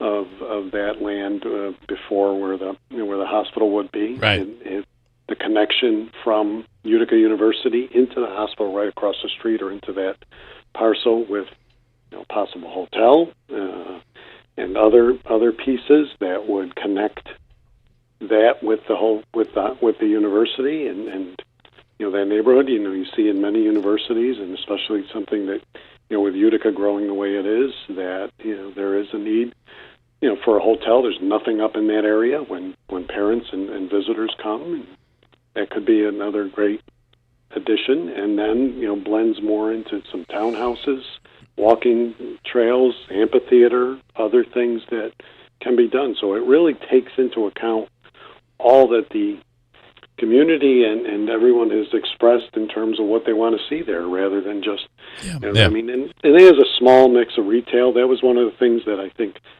everybody was, looking for that. I think a lot of people thought we were going to come out with, some kind of big box site for something, but I think what people want to see over there is a continuation or a build of, another neighborhood, because we do need more housing. We do need more of that type of housing, whether it's cottages or whether it's townhouses. And so I think it really does, present a plan that's pretty interesting and exciting, and takes into account all of the land use and really how it can blend in that corridor. I know you've invested a lot of money to assist the city of Utica, specifically with a hospital and the garage. Is there any possibility or likelihood that you would assist if demolition's the answer for the St. Elizabeth building, which, frankly, and I don't mean to be critical about this, I've seen a lot more meetings and planning with regard to the reuse of St. Luke's than St. Elizabeth lately. But would you, the county, be at all interested or able to assist in the cost to demolish that building, if that's the plan there, to maybe share in some of the cost with the city in that? Well, I think together, collectively, between the city, the county, and even the town of New Hartford in that regard, and when you come to St. Luke's, you've got two big parcels here that need a lot of demolition, and that costs a lot of money. So I think this is where we really need the state to step up. Even the federal side, I think it's something that we could look at and really try to see. But that's going to be the key thing. I mean, whatever we would add, even between ourselves and the city, to demolition costs are minuscule compared to what you're going to get. Yeah. So I think it's in our interest to work together and try and find those resources. I mean, this is something that this state has lacked for a long time. Yeah. Even when I worked there nobody likes demolition. And only because when you have, in the instance of unfortunately a tornado or something like that, then demolition, there's money for it. But when you're looking at redevelopment, everybody's looking for everybody else to pick up that tab, and so that's why we really need to get everybody around the table and say, look, we've got these two parcels, we've got concepts now. I haven't been as is intimately involved or at all in the St. Elizabeth's project. Mayor Galimi now and I have talked about it a little bit more since he's taken office. So, look, we're always willing to help, but it's a matter of we got priorities, and we've got to figure out how we do it both. 2 quickies, and then I'll one comment. Retail right now, that's a risky game these days. We already have plenty of retail over at Sangertown in New Hartford that is struggling, and we just don't know where retail is going these days. And then somebody in Rome asking, what are the plans for the golf course there? Well, the golf course plans are development, and that'll be for some type of industry or okay. But it won't be another golf course, and we're not going to run a golf course. And at this point, it's not housing. I think it's really more looking at in line with Griffiths, in line with development, or the area in general in terms of development. All right. Okay, County Executive, we appreciate it. Thank you so much. One final, just quick note. 1 year for Wynn Hospital, and it does seem that things have settled in. They are, we're beginning to hear positive stories coming out of there from patients and patient care. We'll speak with Darlene Stromstad later, but this is a big 1 year that has been completed. It is, and it's hard to believe it's gone by that quickly. It seems like we just cut the ribbon on that, but and with all of the other pieces, and finally, as I joked the other day, in fact, I was at a meeting at the hospital with some of the EMS people, and the hospital had an appreciation breakfast for them, and I joked that after building what turned out to be the longest built garage in the history of the United States or whatever, we're open there. It's completed. It's we're going to be finalizing the gates in the next month and everything. But once all of the dust settled there and everything got cleaned up and put in place, I think that toned down some of the other rhetoric that was out there. But I think the hospital has really in the year made some great strides. It's really tough. I don't think people gave them enough credit going from 2 facilities like that into one, and the ability that they had to make it work the way it has. So hats off to them. That there's always struggles. Healthcare's in a real bad situation right now, and it's all across this state and the United States, and really needs a lot of help. So. County Executive Anthony Picenti, thank you so much. We got to say congratulations, 15 out of 100 for New York State Power Rankings for leaders. Okay, don't forget that. I did not see that. Yeah, that was a very nice thing about that nice honor. I mean, to recognize what we've been doing, and to be included in that list. It was pretty exciting, and I'm very, very appreciative of that. So. And that is the 2024 Upstate Power 100 from City and State. Got it. All right. Well, congratulations. Top 15. That's pretty good. It is. Yeah. Yeah. All right. Great job, and we appreciate it. We'll do it again soon. Okay. Take care, guys. All right. Thank you. Thank you. County Executive Anthony Picenti. All right. Time for Hobica's free money question of the day here on the day before Election Day. Davey, what are you looking for? What amount are we looking at today? $100. $150. Don't you think it's the day before Election Day? I got nothing today, so okay. All right, $150. All right, it's $150. He's got nothing, but he does have $150. He needs his mojo. $150 on the line. You're looking for caller number what? 6. Sixth caller right now. $150 from the Hobica Law Firm in WIBX. And we're also going to take our gas qualifier once again this week with Clifford and WIBX. We are looking at a $500 gas card we're going to give away at the end of the week. Each day we pick 2 qualifiers. They'll get a $25 gas card. And then on Friday we draw for a $500 winner. Will it be you? Let's start with the free money question of the day from Hobica, which is next. You can call right now. Are you sick of being just a number or doing a mindless job? Become a craftsman in a trade. Become an IBEW electrician. The IBEW and the Electrician Training Alliance will give you all the tools necessary at their state-of-the-art training facility. Earn as you learn. Paid training while you get your certification. What are you waiting for? Become an IBEW Local 43 electrician. Call or go online today to learn more. Find your career at IBEW and let the Electrician Training Alliance light up your future.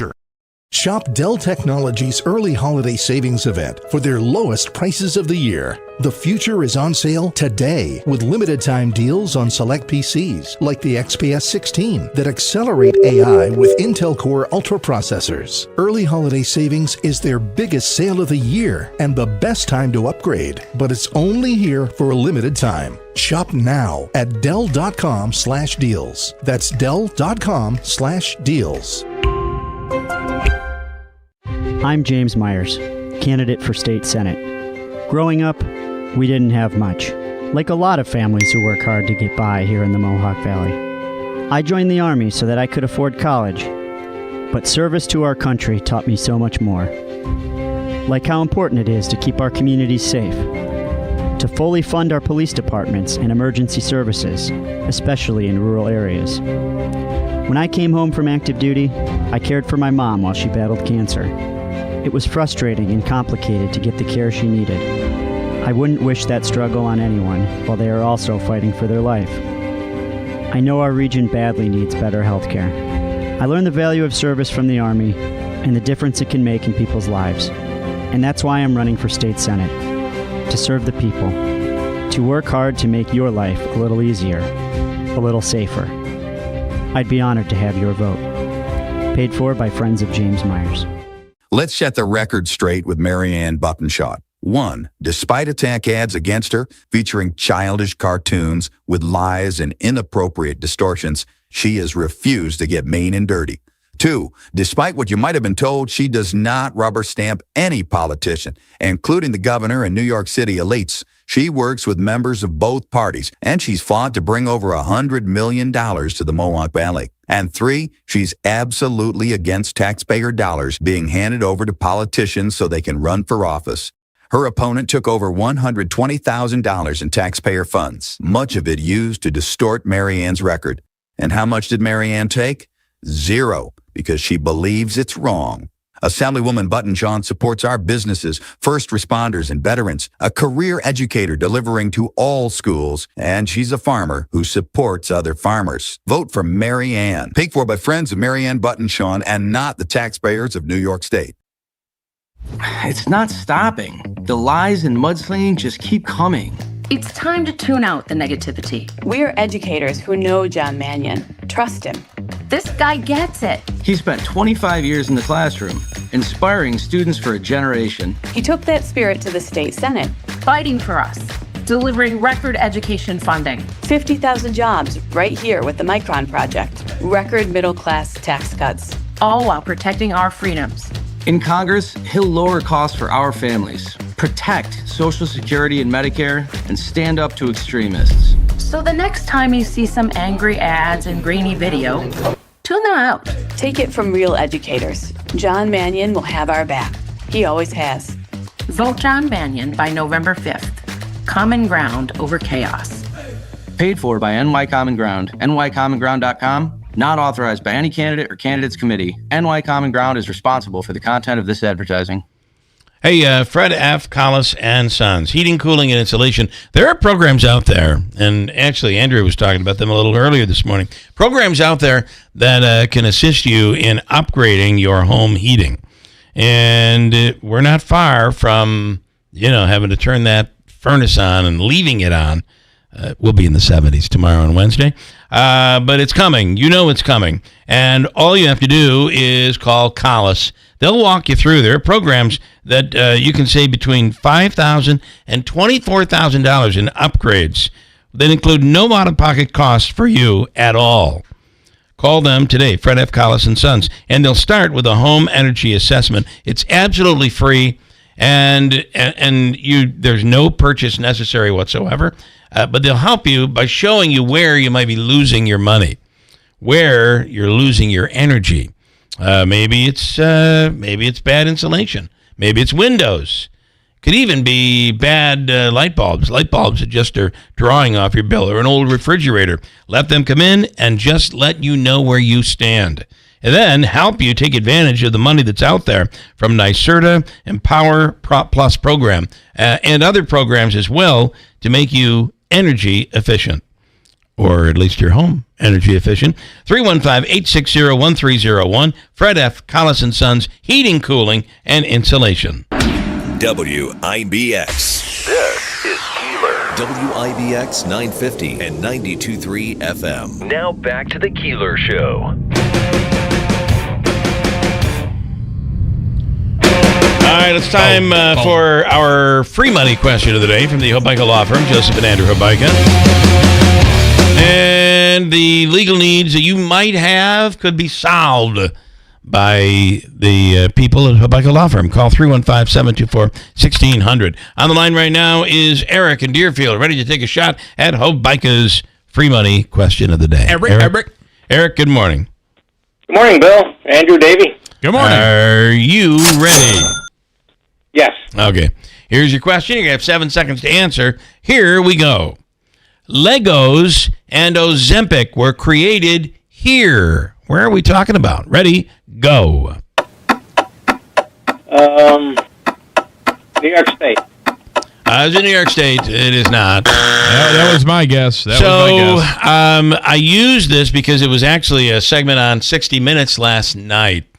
Legos, and I didn't know this, and the drug Ozempic created in the country of, you want to think of Switzerland. Oh, close, I guess. Denmark is the answer. Well, had you seen that last night, you would have automatically known. Otherwise, no chance in hell. I'm afraid. No chance for you. Okay, we're going to give you the all-in-one food and fun card. It's $25 gift card. Good at Aquavino or Babes, Taylor and the Cook, at the Odd, at Nexus, etc., etc. And Davey's going to hook you up, okay? All right, thanks, Bill. All right, Eric, thanks so much. I guess I never knew that. I always thought Legos were an American. That's an American. Sorry. American. Legos are American. Well, Lincoln Logs, I think those are American. I could be wrong. I would think Lincoln Kentucky. Logs? They were, no, I don't know where they were. Where was Abe Lincoln from? Right? You would think Lincoln, named after the president. Yeah. Do you want some comments? That it would be American. America. I imagine it is. We have some comments. Yes, Deeds in New Hartford. I really feel if he missed that field goal, all things considered, he wouldn't have been on the Bills this morning. I said about that's one of the text messages that I sent before the end of the game, when the ball hit the uprights and actually went through for the extra point.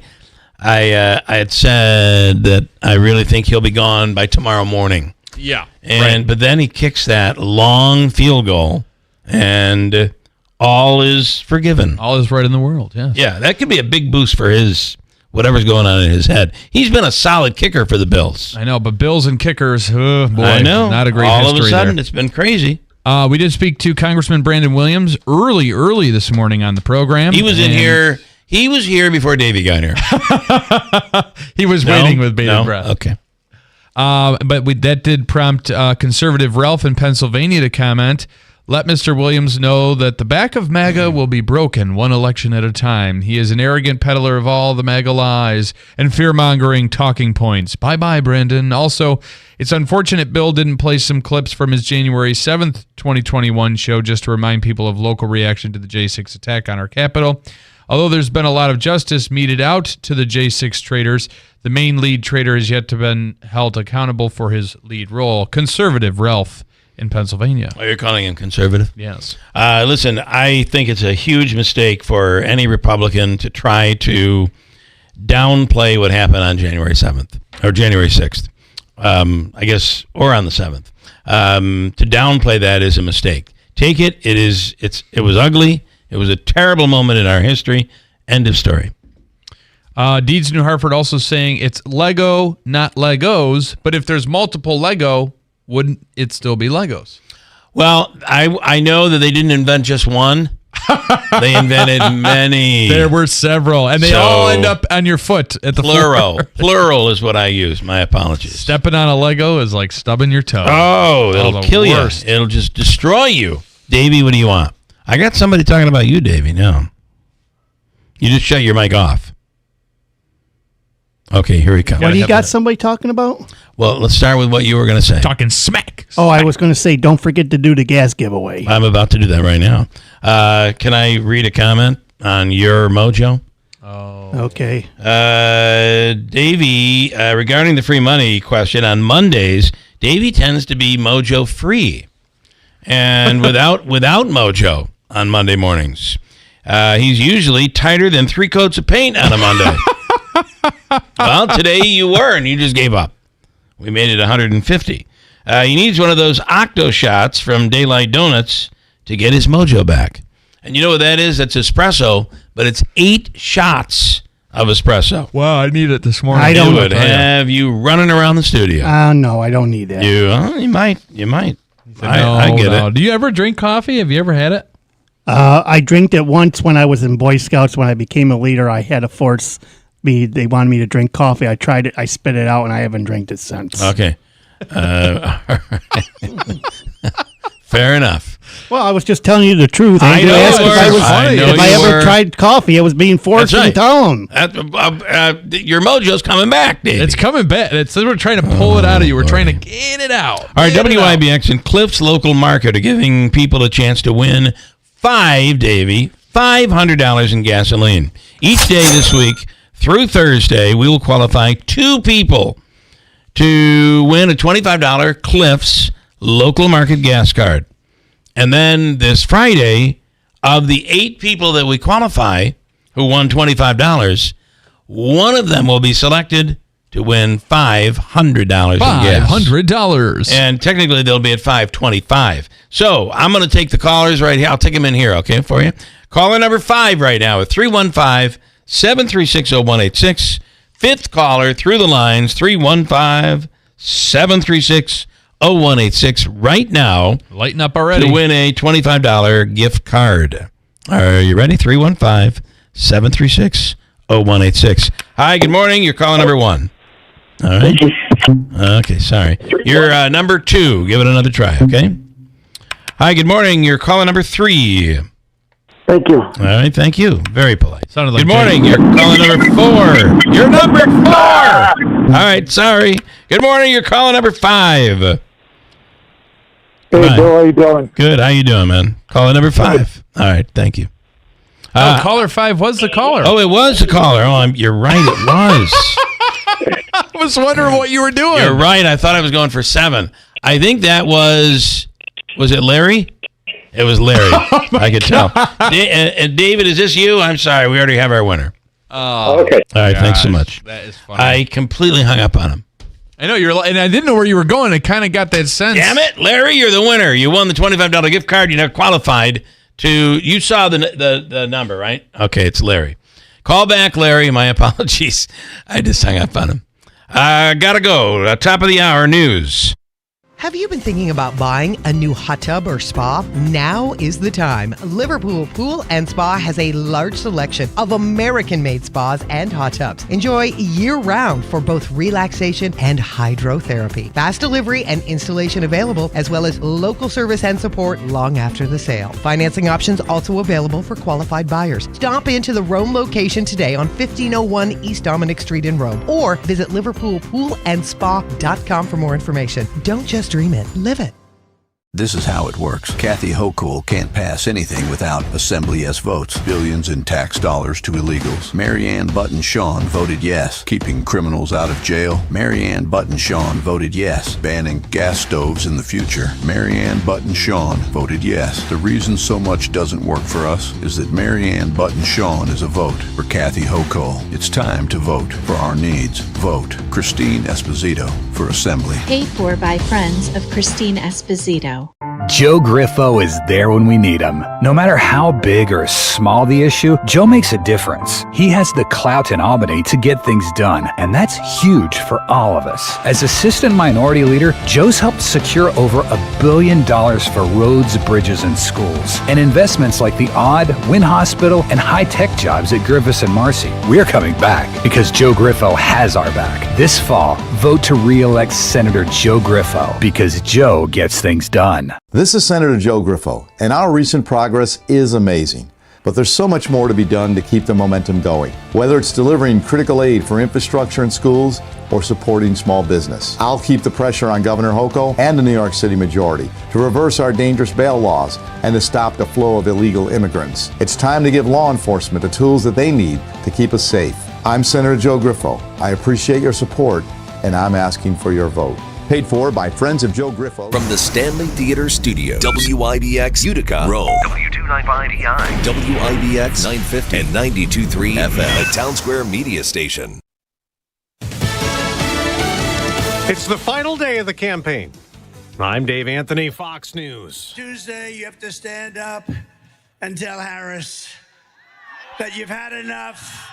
You can't take it anymore. Former President Trump last night in Georgia. He'll go to 3 more toss-up states today, starting with a rally in a few hours in Raleigh, North Carolina, where Trump supporters have lined up since 3 a.m. I love him. He reminds me of my dad. He's a good businessman, and he means what he says. He loves us. There will be a final Trump rally in Grand Rapids, Michigan tonight after he campaigns in Reading and Pittsburgh, Pennsylvania. That's the state where Vice President Harris will crisscross today. Let us remember that your vote is your voice, and your voice is your power. That was at a Harris rally in Michigan. In Pennsylvania, Harris will stop in Scranton, knocking on doors, meeting voters, and end with a star-studded rally in Philadelphia with Oprah by her side. The vice president will also be in Pittsburgh and Allentown, where Fox's Brian Yennis is. Her ground game is really about flooding the zone, and that is exactly what they have been doing. While the Trump campaign is going after low-propensity voters, the Democrats are really relying on just sheer numbers. For instance, 90,000 volunteers have knocked on 3 million doors in the battleground states over the last week.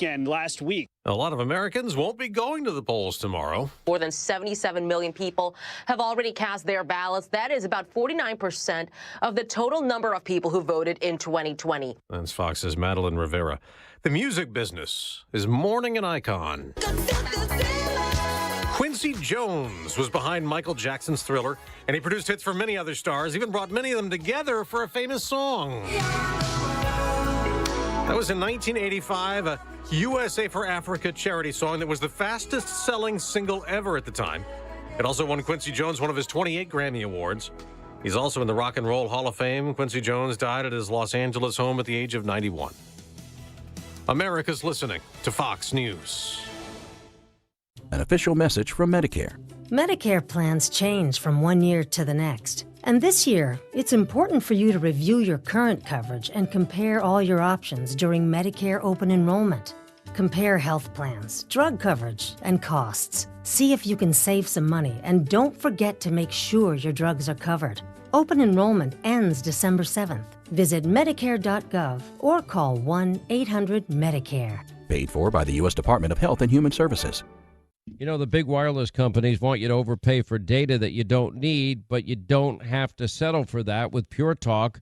Well, you get to choose how much data that you actually want. And for $25 a month, you'll get unlimited talk, unlimited text. You're going to get mobile hotspot, 5 gigs of data. Go with Pure Talk, and you get to choose how much data you actually want. Just dial pound 250, say the keyword save now, and if you do it now, you'll save an additional 50% off your first month from Pure Talk. The day before the election, you can find all sorts of stuff about the candidates and the issues online. Some of it created overseas, intended to divide us. Election experts say perhaps the best way Americans have circumvented election misinformation and disinformation is by voting early. On CBS Face the Nation, David Becker of the Center for Election Innovation and Research said tens of millions have already cast the ballot. And as for those who vote on Election Day, when disinformation might be very focused on them, trying to get them confused with very little time for them to be resilient against that disinformation, that's going to affect fewer voters. That's a very good thing. Recently, U.S. intelligence has flagged attempts using fake videos to try and influence voter preferences. Gernal Scott, Fox News. It is raining again in Spain, just what they do not need after last week's flooding disaster that has left at least 217 people dead. It's disrupted train service there as the search continues and flooded out homes and wrecked cars for more bodies with a still undetermined number of people missing. Israel keeps battling Hezbollah in Lebanon and Hamas in Gaza. 2 Israeli soldiers were killed in ground fighting in the northern part of the Strip over the weekend. Reports indicate dozens of Palestinians were also killed in Israeli strikes over the past week. With limited information coming out of northern Gaza, it is difficult to confirm specific numbers. That's Fox's Trey Yingst in Tel Aviv. On Wall Street, stock futures are rising after modest losses last week for the Dow and the NASDAQ. On Sunday Night Football, Minnesota beat Indianapolis 21-13. Earlier, Detroit topped Green Bay, giving the Lions the best record in the NFC, 7-1. Buffalo, Philadelphia, Washington won. They're now 7-1. In Baltimore, Henry takes it home for his 100th career rushing touchdown. Derrick Henry also scored another on CBS, leading the Ravens to a blowout win over Denver. I'd said Buffalo, Philly, and Washington were 7-1. They're actually 7-2. I'm Dave Anthony. This is Fox News.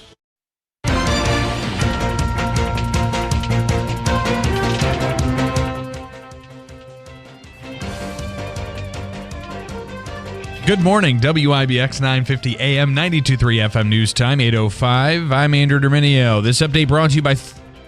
It's 37 degrees under cloudy skies. This update brought to you by the new Destination Kia. What did you say it was? A commercial driving your... This update brought to you by 37 degrees. Oh, okay. All right. Well, that could be a new company, 37 degrees. I like that. It's a security company, and we'll build up in the triangle at the old golf course in Rome. 37 degrees Inc. Okay, it's chilly. Chilly start. A decent frost, probably. Yeah. But tomorrow and Wednesday look pretty good. We'll get really the forecast. Nice. Coming up, here's Andrew. Election day is tomorrow, and voters in the region will be casting ballots in one of the most expensive races in the country. Data shows $18 million has been spent on the 22nd Congressional District showdown between incumbent Republican Brandon Williams and Democrat State Senator John Mannion. Issues that have taken center stage in the race include taxes, the economy, and education. The 22nd District covers all of Onondaga and Madison counties, plus parts of Cortland, Oneida, and Cayuga counties. The Oneida County Sheriff's Office has announced a single vehicle personal injury motor vehicle accident that occurred in the town of Westmoreland. Mayfield says deputies determined the operator of a 95 Jeep Wrangler, 48-year-old Matthew Rook of Vernon, was traveling north on Moore Road when he went through the intersection crossing over Lowell Road and exiting the western shoulder of Daly Road, striking a culvert. The Jeep then flipped, and Rook was ejected from the Jeep.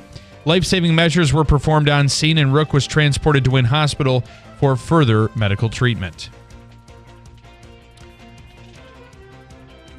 And a teenager was injured after striking a tree while on an ATV in the town of Vienna between Hall and Whitrig Roads.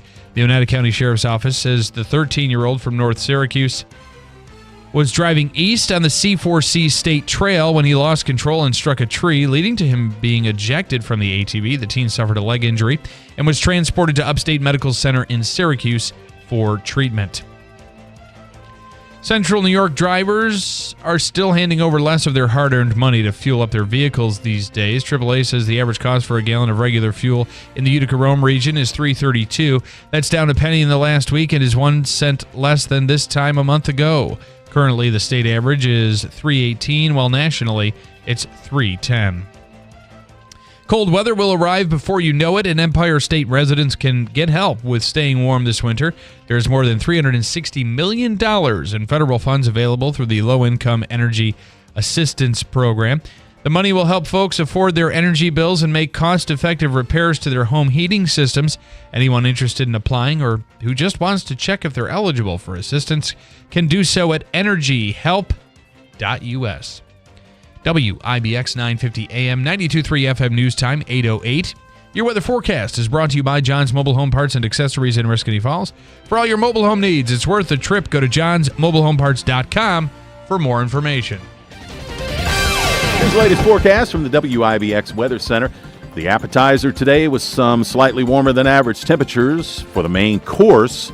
of highs in the low 70s both Tuesday and Wednesday. Not record setters, but definitely warm. Mostly cloudy today, up to 57. Tonight, stray showers, mostly cloudy, low 48. Tomorrow, mostly sunny, up to 72. Showers into the early afternoon Wednesday, high 71. I'm Jeff Eno at the Weather Channel on WIBX 950 AM and 92.3 FM. 37 degrees under cloudy skies. It is 8:09. Sports brought to you by IBEW NECA 43, local contractors. The Syracuse men's basketball team will be hitting the court tonight to begin their 2024-25 campaign. The Orange are set to host the Lemoyne Dolphins at the JMA Wireless Dome. SU had a record of 20-12 last season and ended up missing the NCAA tournament while under the leadership of head coach Adrian Autry. Tip-off this evening is scheduled for 7 p.m. and the contest will air on ESPN+. The Syracuse football team had a huge win over the weekend. A huge comeback, that is. They improved to 6-2 following a 38-31 overtime win against Virginia Tech. The Orange will visit Boston College Saturday at noon. The Giants extended their losing streak following a 27-22 defeat of the Commanders from MetLife Stadium. Daniel Jones completed 20 of 26 passes for 170 yards and 2 touchdowns. He added 7 carries for 54 yards, and to score, Malik Neighbors caught 9 balls for 59 yards as New York lost its 4th straight game and remains last in the NFC East at 2-7. The Jets enjoyed the weekend off. The team snapped their 5-game losing skid on Thursday, beating the Texans 21-13.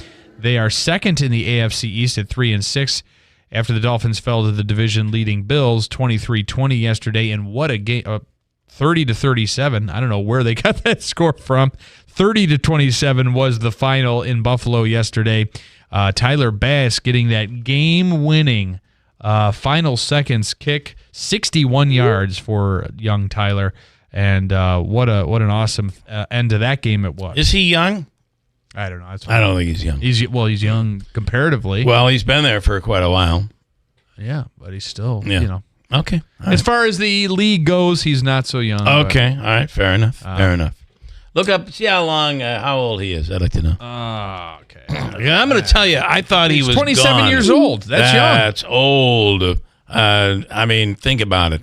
He's an old soul, Andrew. Yeah, right. Okay. Young what else Tyler Bass. Can you imagine? Here you are now. At this point in your life, you're calling them youngins. He's younger than me. Yeah, that's true. That is true. And we'll give you a little NASCAR news here. The NASCAR Cup Series Championship 4 is set. Ryan Blaney took home the checkered flag in the Xfinity 500 from Martinsville Speedway to close out the round of 8. The driver of the number 12 car made a late pass on Chase Elliott to win, while Kyle Larson, Austin Cindric, and Denny Hamlin rounded out the top 5. Blaney will attempt to defend his title against Christopher Bell, Tyler Reddick, and Joey Logano in the Cup Series Championship at Phoenix Raceway next Sunday. And if you're dealing with excruciating pain... No, they're wrong in that story. Okay. Davey with a correction. You said Christopher Bell? No, it's Logano, Tyler Reddick, Joey Logano, and William Byron. I think what I was saying You have been scolded by Davey. I got my mojo on this part. His mojo's back. All right, yeah. I mean, I guess we can say that Metro Sports is unreliable, Yeah, considering they're wrong. they have the Bills beating they had the Bills beating the Dolphins by a score of I forget what it was. It was totally wrong. So real quick, I won't make a long story about this. So it came down to Byron and Christopher Bell to get the 4th Okay, position. this is NASCAR? Yeah.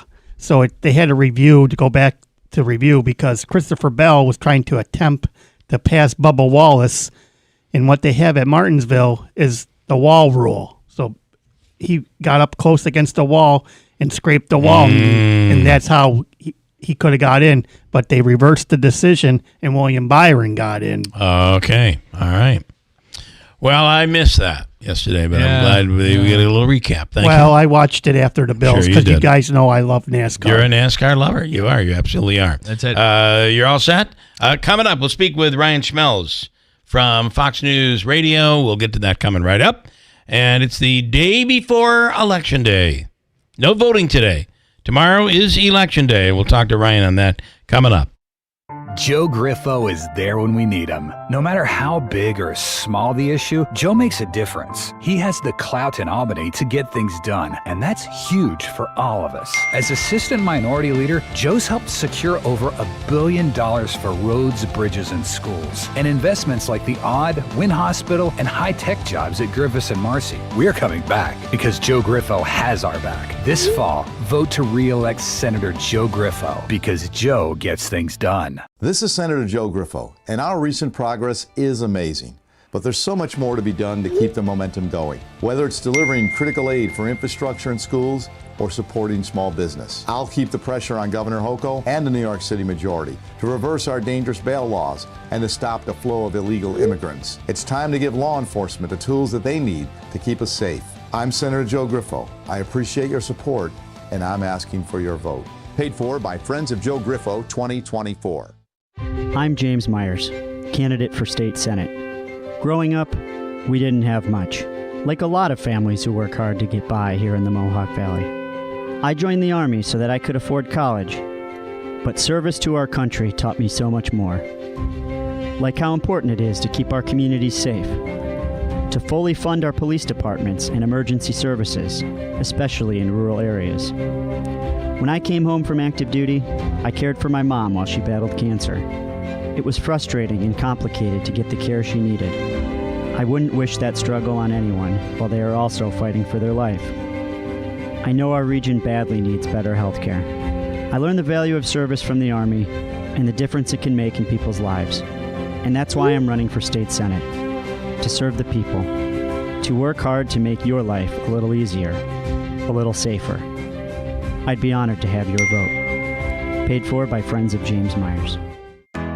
The Potting Shed Antiques in Whitesboro is buying silver, gold-filled, vintage costume, estate jewelry, and U.S. and Canadian coins. They've been your hometown buyer for the past 52 years. While other gold and silver buyers claim to offer the highest prices, the Potting Shed Antiques actually delivers. Let Don Hartman take a look at your individual pieces or your entire collection. The Potting Shed Antiques, open Thursdays, Fridays, and Saturdays. Please call ahead for an appointment. Visit thepottingshedsantique.com. You want to recycle, but you're not sure what's recyclable, what goes in your weekly recycling bin, or what goes in the trash. Wheelock Disposal Service, your recycling experts, wants to give you some helpful tips in determining what waste goes where. Working from home, you may have more office supplies than usual. You could put all writing paper, copy paper, computer paper, envelopes, Post-it notes, manila folders in the recycling bin, along with any junk mail. For more information, go to wheelockdisposal.com. Your recycling experts. Okay then, low miles, real cream puff. Sign here, drive off. I'd like to read the fine print. Don't bother, miss. Mrs. You'd be surprised what you find in the fine print. Like that Prop 1 that's on the ballot. Equal rights? We love them here at Ace Auto. Only Prop 1 isn't about equal rights. It's about special rights for illegal immigrants. Say what? It's in the fine print. You can read it on the ballot.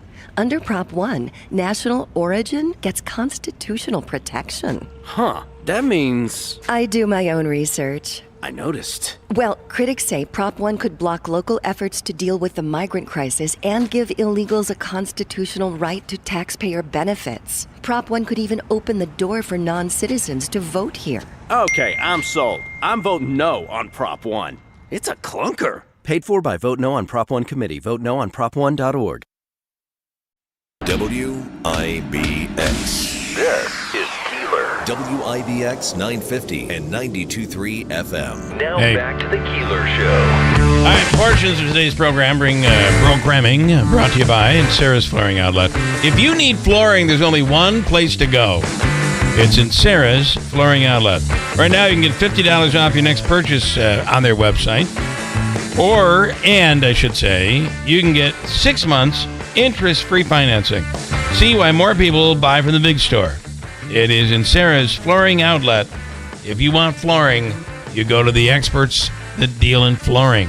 Flooring experts. That's in Sarah's Flooring Outlet, Route 49 Plaza in Marcy. It's just down the street from us, right here. Also want to tell you that it's possible to drive an award-winning Mazda with 0% APR financing? The answer to that is yes. The new Mazda CX-5 SE. You can drive that for $285 a month on a 36-month lease, or save with 0% or 0.9% APR financing right now on award-winning new Mazdas. As Ricky Z says, let us make your deal on a brand new Mazda. Kathy in Rome, stand by. I'm going to get right to you. I want to start, though, with Ryan Schmelz from Fox News Radio. Ryan, I know we have a couple of minutes. You're busy. It's the day before election, final campaigning day. Good morning. Hey, good morning. How are you? Good. What do you think? Here we are. Yeah, here we are. It's close. It's really hard to predict this one, and this might be one of the tighter elections we've ever seen. I think the Senate's probably the most predictable one of the three, or at least the one that's given us the best picture of how it's going to go. But outside of that, it's very hard. It is. It's going to be very, very dead. They're saying we may not know on probably the Senate. Will come a little quicker, but with the House and potentially the presidential race, we may not know till Thursday or Friday the winner. It certainly is possible. I'm not ruling that out. I don't think anybody is ruling that out, but I think we're just kind of preparing for everything and anything as a possibility at this point because, I mean, we saw in 2020 how long it took some of these states to count their ballots. Yeah. I don't know if it's going to be the case this time around because you did see in 2022 Pennsylvania was able to get, at least we called Pennsylvania in 2022, the Senate race there on election night. So that might be the case this time around. I think it's really going to come down to if we're going to need Arizona or not. If we have a clear winner before Arizona gets called, I think we could see it earlier rather than later. But if this comes down to Arizona, it could be a long time. Well, and an interesting poll from a very accurate pollster in Ohio came out yesterday that had Kamala Harris up by 4 points in Ohio, which is within the margin of error. However, that is a shift that nobody expected to see coming, and it comes from a very reputable pollster. So I don't think any of us really know. Ohio, you wouldn't even think would be in play at this point. Yeah, no, we've kind of put Ohio to the side for the most part when it comes to the presidential race. The biggest focus for Ohio has been the Senate race because we've kind of expected former President Trump to be the likely winner in Ohio for some time, and the same goes for Florida. So to see a poll that shows good news for Harris certainly is a positive sign, especially since I don't think she's really spent too much time campaigning there. It seemed like the Sherrod Brown campaign, the vulnerable Democrat up for re-election there, has not really been interested in having Harris in that state and hasn't been too involved in her campaign either. The amount of resources that Democrats on the presidential side have been spending in Ohio has been pretty, lacking, whereas the Senate side, they've been very well fundraised. Very interesting. Again, I don't think we know where this is going to be almost a referendum on polling. Yeah. I feel like I'm still not confident. There's not a lot of really gutsy polls out there, though. I mean, I feel like all the polling is very, very tight everywhere. So, I mean, it's kind of put in a position where pollsters aren't going to take the blame for this because unless it's a landslide one way or another, because all the polls indicate that this thing is a toss-up in most states, if not all of the key battleground states. All right. Well, tomorrow is Election Day. Hopefully we'll talk with you tomorrow. I know you're busy now. We'll let you go. Ryan Schmelz, Fox News Radio. Thank you. Sounds good, boys. Thank you so much. Have a good one. All right, and congrats on your Ravens. Wow. Yeah. We needed that one. And the Bills had quite a classic yesterday, too. So I think it was good all across the board. We're all smiling this morning, except for Andrew, who's a Packers fan. But who cares, right? Okay. That was rough. All right, thank you. Ryan Schmelz. All right, let me go to quickly Kathy in Rome on voting. I don't want to make you – I got a break, Kathy, but I want to take you before the break. I have to tell you, I did early voting, and I voted for Trump, but I dislike people who are constantly holding the same office, so I did vote for the opposite person. So where? For which race? For all the races. Oh, for all of them. So you voted against Griffo. You voted against Brandon Williams. Office for year after year. Give somebody else a chance. And also say thank you to Coleman on your bills. He's an ex-party. Yes. Well, and Jaden Reed, even though Green Bay had an embarrassing loss, Jaden Reed continues to just catch amazing passes, catches. Think, as much as the football team stinks this year, they've had in the past, they've had some good players that are helping out the NFL teams. All right, Kathy, thank you, and you have a wonderful day. You too. Bye-bye. Okay. Wow, Kathy making some on all the races. So, the one thing I was going to say is Williams. She went against incumbents. Williams only been there one term. 2 years, yeah. Got a break coming up. Bulletproof vests, snipers, and drones. Election officials are not taking any chances. We'll speak with Lieutenant Randy Sutton, a law enforcement expert, next. I'm James Myers, candidate for state senate. Growing up, we didn't have much, like a lot of families who work hard to get by here in the Mohawk Valley. I joined the Army so that I could afford college, but service to our country taught me so much more. Like how important it is to keep our communities safe, to fully fund our police departments and emergency services, especially in rural areas.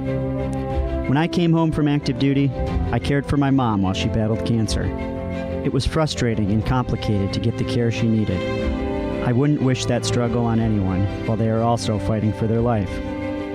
I know our region badly needs better health care. I learned the value of service from the Army and the difference it can make in people's lives. And that's why I'm running for state senate, to serve the people, to work hard to make your life a little easier, a little safer. I'd be honored to have your vote. Paid for by Friends of James Myers. Our nation is at a crossroads. In Albany, John Mannion and Kathy Hochul support radical policies like cashless bail, which releases violent criminals back into our communities. Worse, John Mannion and Kathy Hochul support defunding the police, taking officers and equipment off of the streets when we need them the most. Now, Mannion's running for Congress, threatening to take Hochul's terrible ideas to Washington, D.C. There's a better choice. Navy veteran Brandon Williams. A former nuclear submarine officer, Brandon Williams has a new mission, defending central New York from the Hochul-Mannion agenda. Unlike John Mannion, Brandon Williams knows how to keep our families safe. In Congress, he's secured millions for local law enforcement, giving cops the tools they need to keep violent criminals behind bars. On or before November 5th, vote for Navy veteran Brandon Williams for Congress. I'm Brandon Williams, candidate for Congress, and I approve this message. Paid for by Brandon for NY 22. WIBX. This is Keeler. WIBX 950 92.3 FM. Now back to the Keeler Show. Yeah. We're doubling up on a Monday. Yeah. So if you're wondering about elections being secure and what are we doing to make sure security is in place, I think you can rest at ease that everything's going to be okay. On the line right now is Lieutenant Randy Sutton. He is a law enforcement expert that we have here this morning through Fox News Radio. And Lieutenant, good morning. What do you think as we come upon Election Day? Oh, well, people really need to be concerned about going and voting and not being afraid of going to the polls. There will be stepped up security, as there should be. Yeah. There was already a well-publicized, thwarted plot by a terrorist, and that may not be a one-off. There is a concern that a terrorist incident could take place during our elections. As we know, that would really send a chill throughout the nation on polling day. So there is a concern. There's also a concern about just the heightened senses here. We're very polarized at this point in our nation. Yeah, and we've seen some arguments taking place at the polls and a little bit of the fisticuffs taking place.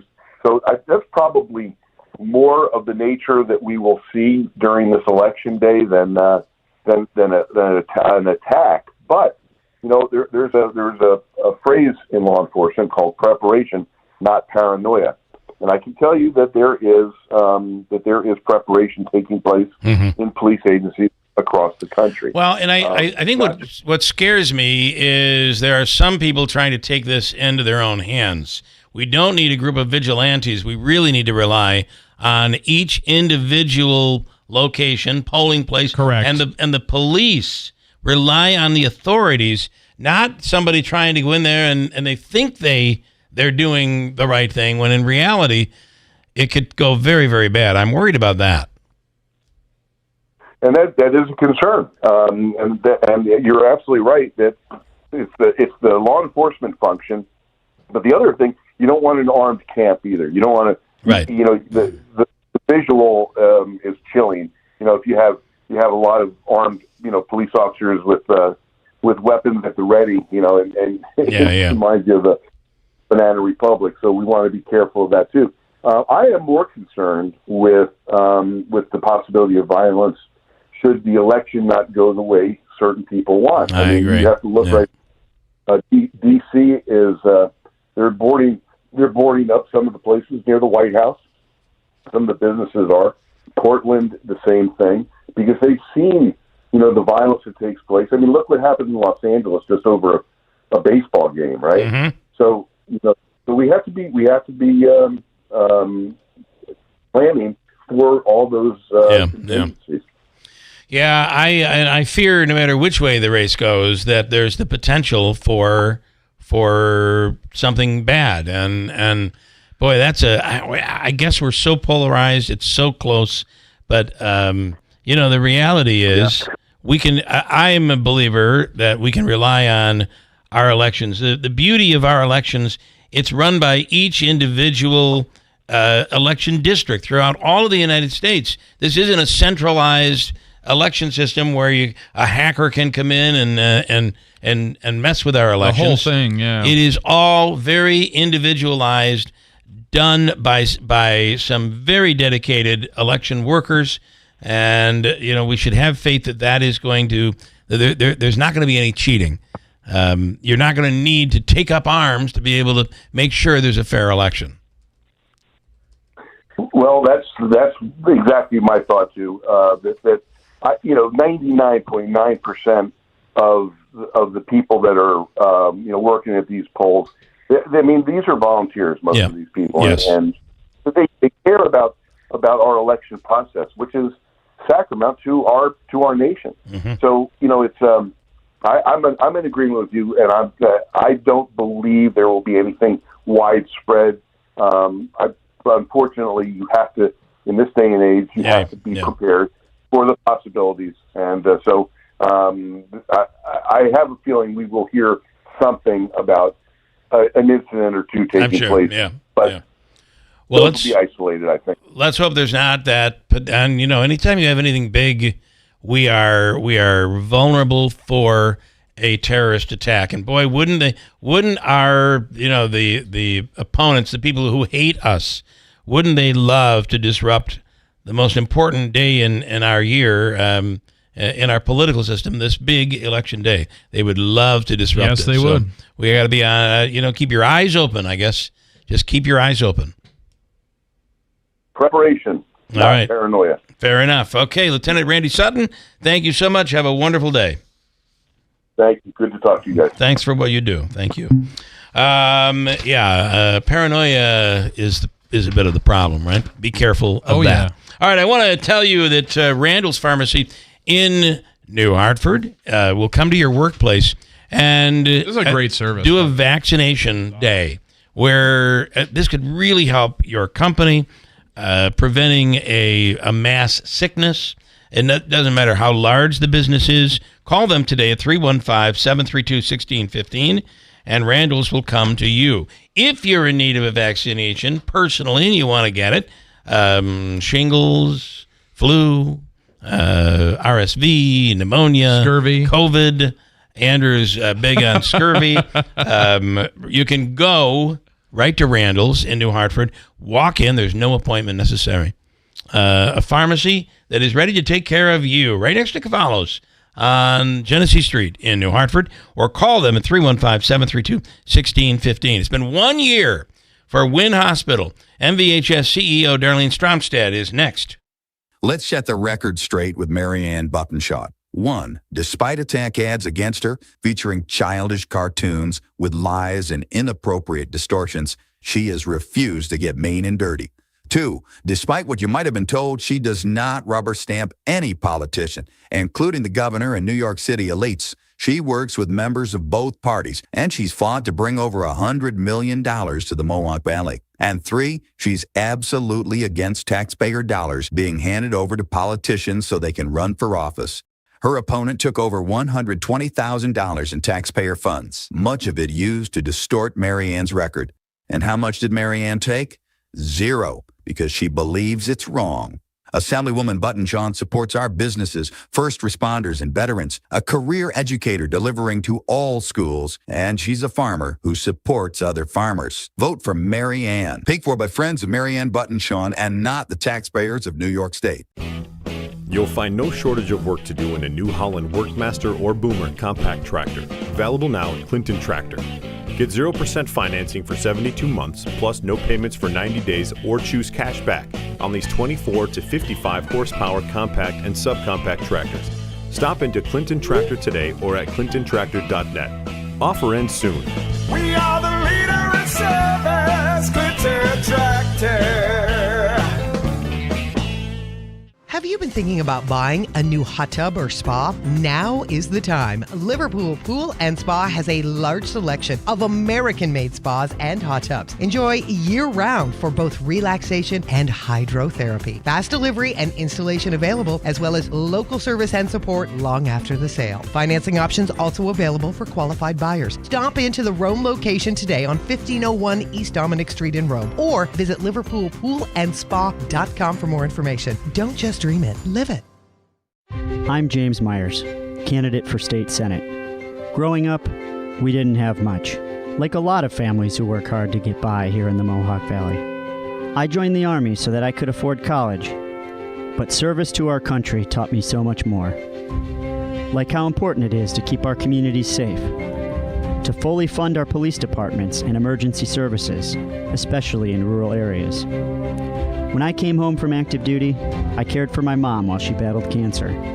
It was frustrating and complicated to get the care she needed. I wouldn't wish that struggle on anyone while they are also fighting for their life. I know our region badly needs better health care. I learned the value of service from the Army and the difference it can make in people's lives.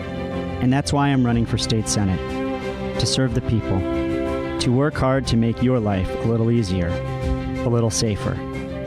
I'd be honored to have your vote. Paid for by friends of James Myers.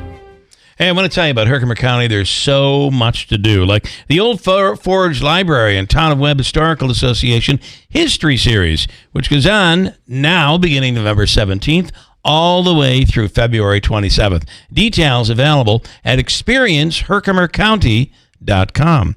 The adventure begins at summer reading program at Old Forge Library. It continues into the fall, November 8th through the 14th. It's Fridays through, I believe, 1:15 to 3 p.m. You can take advantage of that. Herkimer BPA's Holiday Craft Fair is coming up. White's Pottery at Herkimer County Arts and Crafts Fair. The event is happening on November 9th. And the 31st annual Diamond Valley Classic Martial Arts Tournament happens November 16th. There's so much more. Go to experienceherkimercounty.com for details. This is actual footage of Bill Keeler doing a radio show on WIBX. Sadly, his career was found in a heavily wooded area. If you know the person or persons who ended the radio career of Bill Keeler, please tell them thanks on behalf of the people of Central New York. This is Keeler in the Morning. WIBX 950 and 92.3 FM. 2, 3, 4. Well, it's been 1 year. Believe it or not, it's quite hard to believe, since the Wynn Hospital has opened, and they celebrated last week with a brand new hospital. MVHS CEO Darlene Stromstad on the line right now. Darlene, good morning and congratulations. Thank you, and good morning to you. So I know I don't ever want to go to your hospital. You want to avoid for many reasons, and mainly because I just don't want to go to a hospital. But I have to say, I was there a couple times in the last year. My mom was there, and we received phenomenal treatment, and from which I want to stress, from some incredibly very caring people. And the other part is the rooms that are that are part of the ER are really spectacular, and it's a huge improvement to what we dealt with before, my opinion. Yeah. Yes, we have a beautiful building. We feel very, very fortunate to have this fantastic hospital. But I'll tell you what I hear from patients and their families is always about the care they're receiving, about the people that are taking care of them. So, I've said this before, the building is beautiful, but it's just a building. And what really matters is the care that you're receiving inside. There's just so much that's happened in the year that has gone by, and a few growing pains, a few dips, but I think the good news is you're finally getting some utilization, or will start to get some utilization of that helipad. The garage is open, and it looks like you'll be resuming normal cardiac care right on schedule here. Yes. We've had quite a year. There have been many ups and downs. We expected that when you open a 700,000 square foot building, you're going to have some challenges. Especially, we brought two hospitals together at the same time. And so different work habits, different styles coming together, that also was a challenge. But I will say that the staff that's come together has really learned how to work well together in a short period of time. But we had HVAC issues. We had long wait times in the ED and in the OR, and we made that a priority to fix and really have made a lot of progress. Are you dealing with I've seen this in school mergers. Really, this is, as much as this isn't technically a merger, it is, where contracts were in place, different pay structures, different benefits from St. Luke's to St. Eve's, and then you bring them all together. What happens with that? Do they still work under their own individual contracts, or does everything change? So what occurred? So we had two separate nursing unions, and NISNA at St. Eve's and CAW at St. Luke's. And the nurses voted, and the NISNA won that vote. So NISNA will be the surviving union, and negotiations for that starts now. There were some changes that we did make during the year to bring people closer together, but we had different pay days, structures, there were different philosophies about pay, and all of that is coming together now. Yeah. People were used to what they had, so that was an added complexity to a complicated merger. Right, that does add to, and this is probably something that you adopted when you came here. It probably was something that when the companies all came under one umbrella, it probably should have been dealt with back then, and it wasn't. Yeah, it would have made my life easier, but for a lot of reasons. I mean, there's only so much you can accomplish at one time. So it made sense, I think, for some of those things to wait until we brought the staff together into a new facility. Yeah. All right. Well, it does seem that all of a sudden things have normalized, and this is an important, an enormous investment. Some $750 million, and an incredibly important facility to our area. 100%. Yep. And we've been really busy. We've seen 17,000 inpatients this year, and I want to point out that 1,300 of them were kids, So that rumor that we don't do peds continues, so we continue to fight that rumor. We are seeing lots of children. We've done 18,000 surgeries here this last year, 63,000 ED visits. We've had 1,104 babies born, and the numbers go on. We've done 1.6 million lab runs. Wow. 1.6 million lab runs. But we have one of the most sophisticated labs in all of the Northeast. We're really proud of that. Our pharmacy systems, too, are really cutting edge. But all of those technologies required our staff to learn to do things in a different way. Yeah. So go ahead. Another challenge. No, I would say it's another stress on our staff to learn new things. Yeah. We just have a couple listener comments and questions here. Lance and Lee asking, please ask her what percentage of nurses are travel nurses. Oh, about 20%, between 20 and 24% of our nurses are travel nurses. Is that a stable number? Is that or is that down? It's coming down a little bit. Yeah. We would like it to continue to come down. It's a little slower than what we would like. It is a challenge for all of us in Central New York and all of us across the world of health. Yeah. Mike this morning says, I think Darlene has been involved in several hospital openings. Please ask her, and I'm sure this is true, is it true that Utica was the easiest? Oh, yeah. Utica was not the easiest, but there were some additional complexities in this community, and that is we brought two staffs together at the same time, and we did that post-COVID, so we lost a few years of planning to COVID. And with the number of travelers we have, it's like we have three different staffs that we're bringing together. Right. Well, listen, we just want to congratulate you, and everybody is rooting for this to just be the greatest facility around. And the building is beautiful. I do love at least from a patient standpoint, the flow aspect of all of this.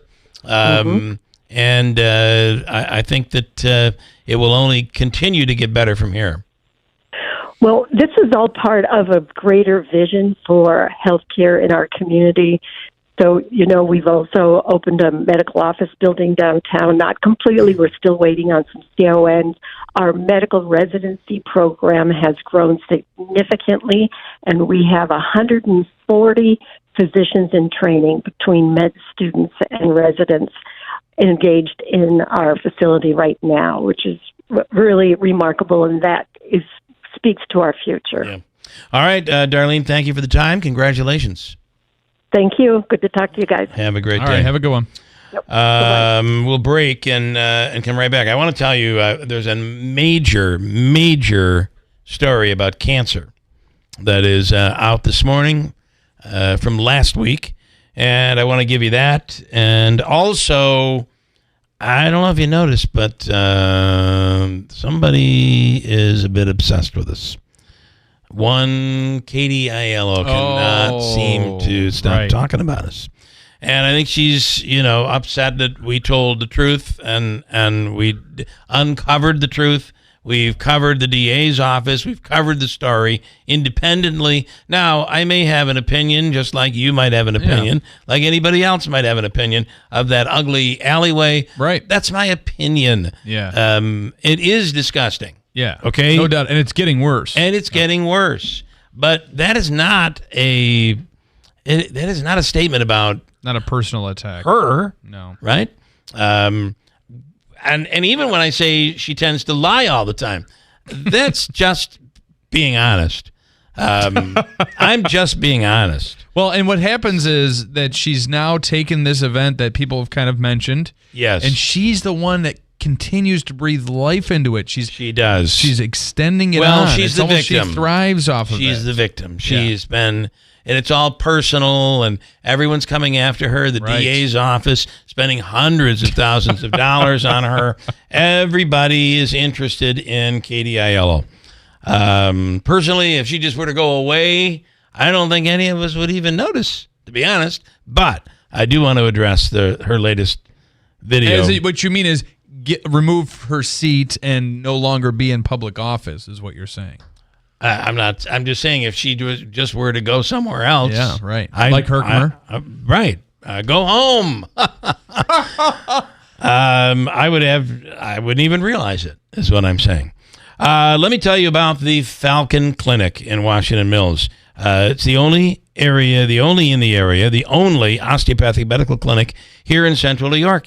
It is a premier clinic that is now accepting new patients. If you're having a medical issue, and in fact, I will be there tomorrow at the Falcon Clinic. If you're having a medical issue and you can't get to the bottom of it, these two physicians and all the physicians there at the Falcon Clinic are tremendous. Dr. Zielinski, Dr. Shemaleski, they dig deep to find, and they leave nothing unturned. They will figure out what's going on in your medical life. They just do a tremendous job. And if you're looking for a new family doctor, they're accepting right now. Call them today. 507-4751. 315-507-4751. Call them today and schedule your first appointment at the Falcon Clinic in Washington Mills. Jobs down. Crime up. 200,000 migrants reach New York. The headlines haven't changed.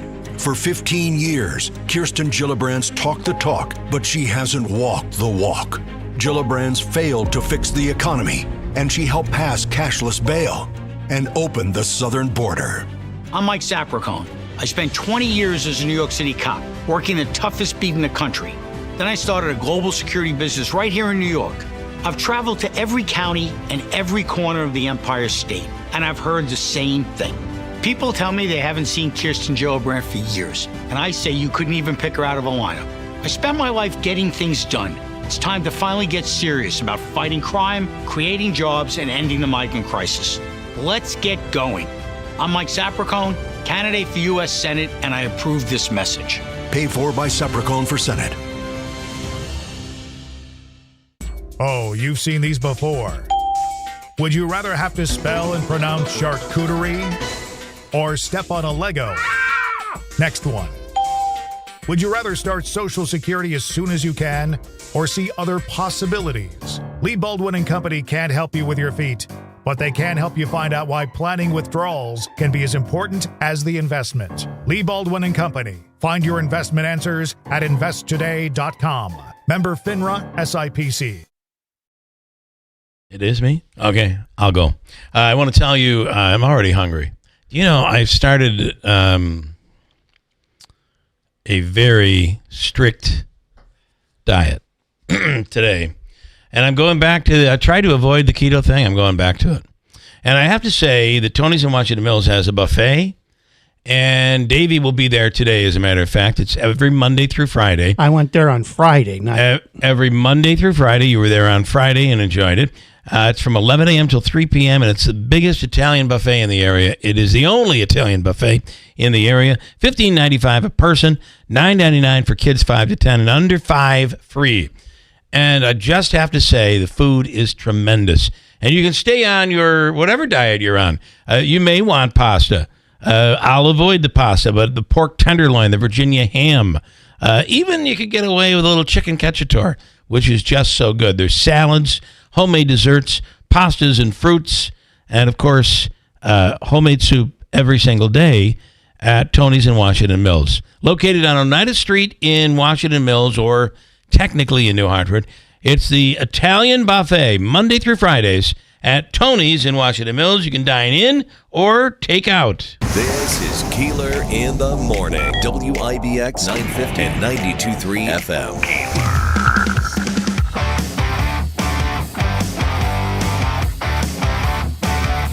All right, any comments you want to hit me with? There, Andrew Dominio. Yes, I do. Yes. All right, go ahead. We have, and then I got a great story coming up. Constantine. Honestly, I don't want to. I really don't care to say anything more on the Katie Aiello thing. I just find it interesting that she is claiming that we're so obsessed with her, but she keeps She keeps running with us. Yeah, and well, with the whole conspiracy that the Stanley funds Keeler. Stanley funds, because they were against her. They were against Complete Streets, so they're against her. Yeah. Everybody's against Katie Aiello. Yeah. Oh, it's so tough to be her. This is from Constantine. Our man Constantine, good haven't morning. heard from him in a while. Vote C line across and no on Prop 1. For Democrats, Election Day is November 6th this year. Biden won 2020 election from his basement. Kamala tried to run on joy and hope. When it wasn't working, her spinmeisters tried to expose her to friendly MSM, and it became painstakingly clear she is an empty suit. Trump 2024, Constantine. Okay, Constantine, good morning. Okay, do you have another? Conservative Ralph asked Darlene what happened to Bouncing Bobby Schofield. He deserves a statue outside the new hospital. I think he's just retired, maybe. I don't know, or he's left. Deeds in New Hartford. Ask her how many. Okay, he said how many veins fell on the floor. Listen, we should all be rooting for this place to succeed. Yes, indeed. Right? Yes, correct. I want to throw, before I get out of here, I want to throw this story at you because it is unbelievable, and we talked about it during COVID.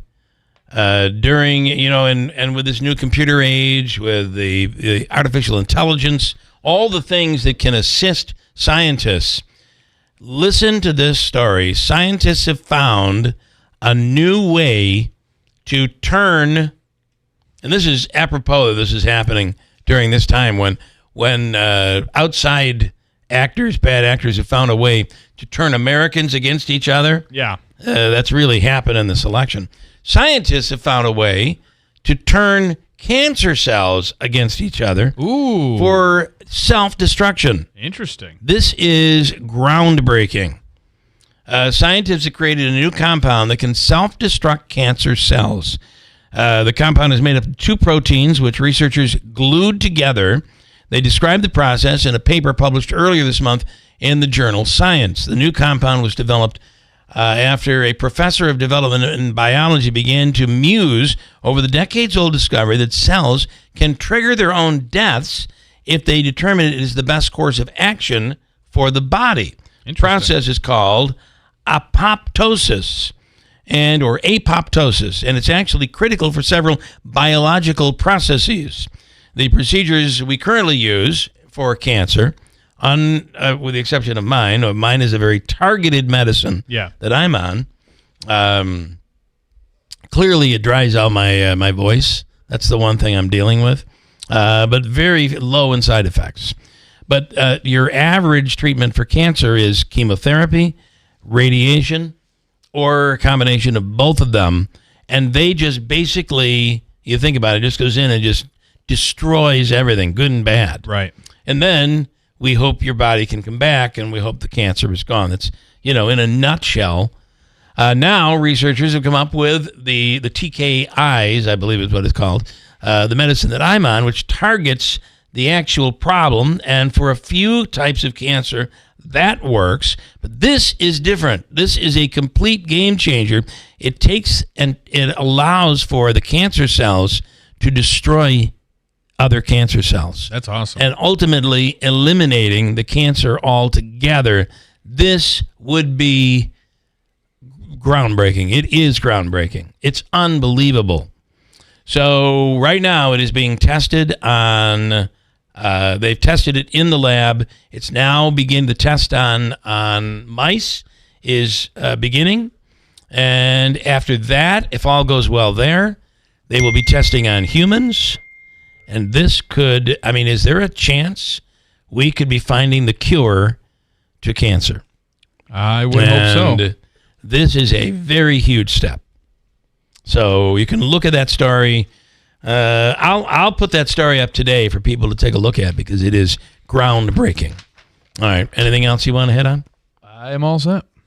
I have to say, I think it's been a crazy day, and tomorrow is the big day. It's tomorrow hard to believe. Will be probably the least crazy of all. Right, we hope the days after. Kind of wonder what's going to happen on the days after. If you've not voted as of yet, please get out there and vote. I have no problem with coming up to somebody and saying, "Hey, did you vote?" Get out there and vote. It's important to vote. You want everybody out there to cast their vote, except for the stupid people. They can stay home. But get out there and vote. Tomorrow the polls are open from 6 a.m. until 9 p.m. It'll be interesting to see what happens in our local races. We probably will know about those races tomorrow night. Yeah. But there are going to be some races we may not find out. Presidential, some congressional races until Thursday or Friday. It's tomorrow. Enjoy the rest of your day. Today, we're back tomorrow. I'm James Myers, candidate for state senate. Growing up, we didn't have much, like a lot of families who work hard to get by here in the Mohawk Valley. I joined the Army so that I could afford college, but service to our country taught me so much more. Like how important it is to keep our communities safe, to fully fund our police departments and emergency services, especially in rural areas. When I came home from active duty, I cared for my mom while she battled cancer. It was frustrating and complicated to get the care she needed. I wouldn't wish that struggle on anyone while they are also fighting for their life. I know our region badly needs better health care. I learned the value of service from the Army and the difference it can make in people's lives. And that's why I'm running for state senate, to serve the people, to work hard to make your life a little easier, a little safer. I'd be honored to have your vote. Paid for by Friends of James Myers. From the Stanley Theater Studio, WIBX Utica, Rome. W295DI. WIBX 950 and 92.3 FM, a Town Square media station. We have one last day to make up our minds. I'm Dave Anthony, Fox News. One last day before the election. To be honest with you, I'm still weighing it. She's in Bucks County, Pennsylvania. My mind wants to do one thing, my heart wants to do another thing. So it's a struggle. It's an interior, a struggle. Vice President Harris will spend the day crisscrossing her state, going from Scranton to Allentown to Pittsburgh to Philadelphia, ending her campaign with a star-studded rally tonight with Oprah on stage with the vice president. In these final hours, let us remember that there is power in knowing that we are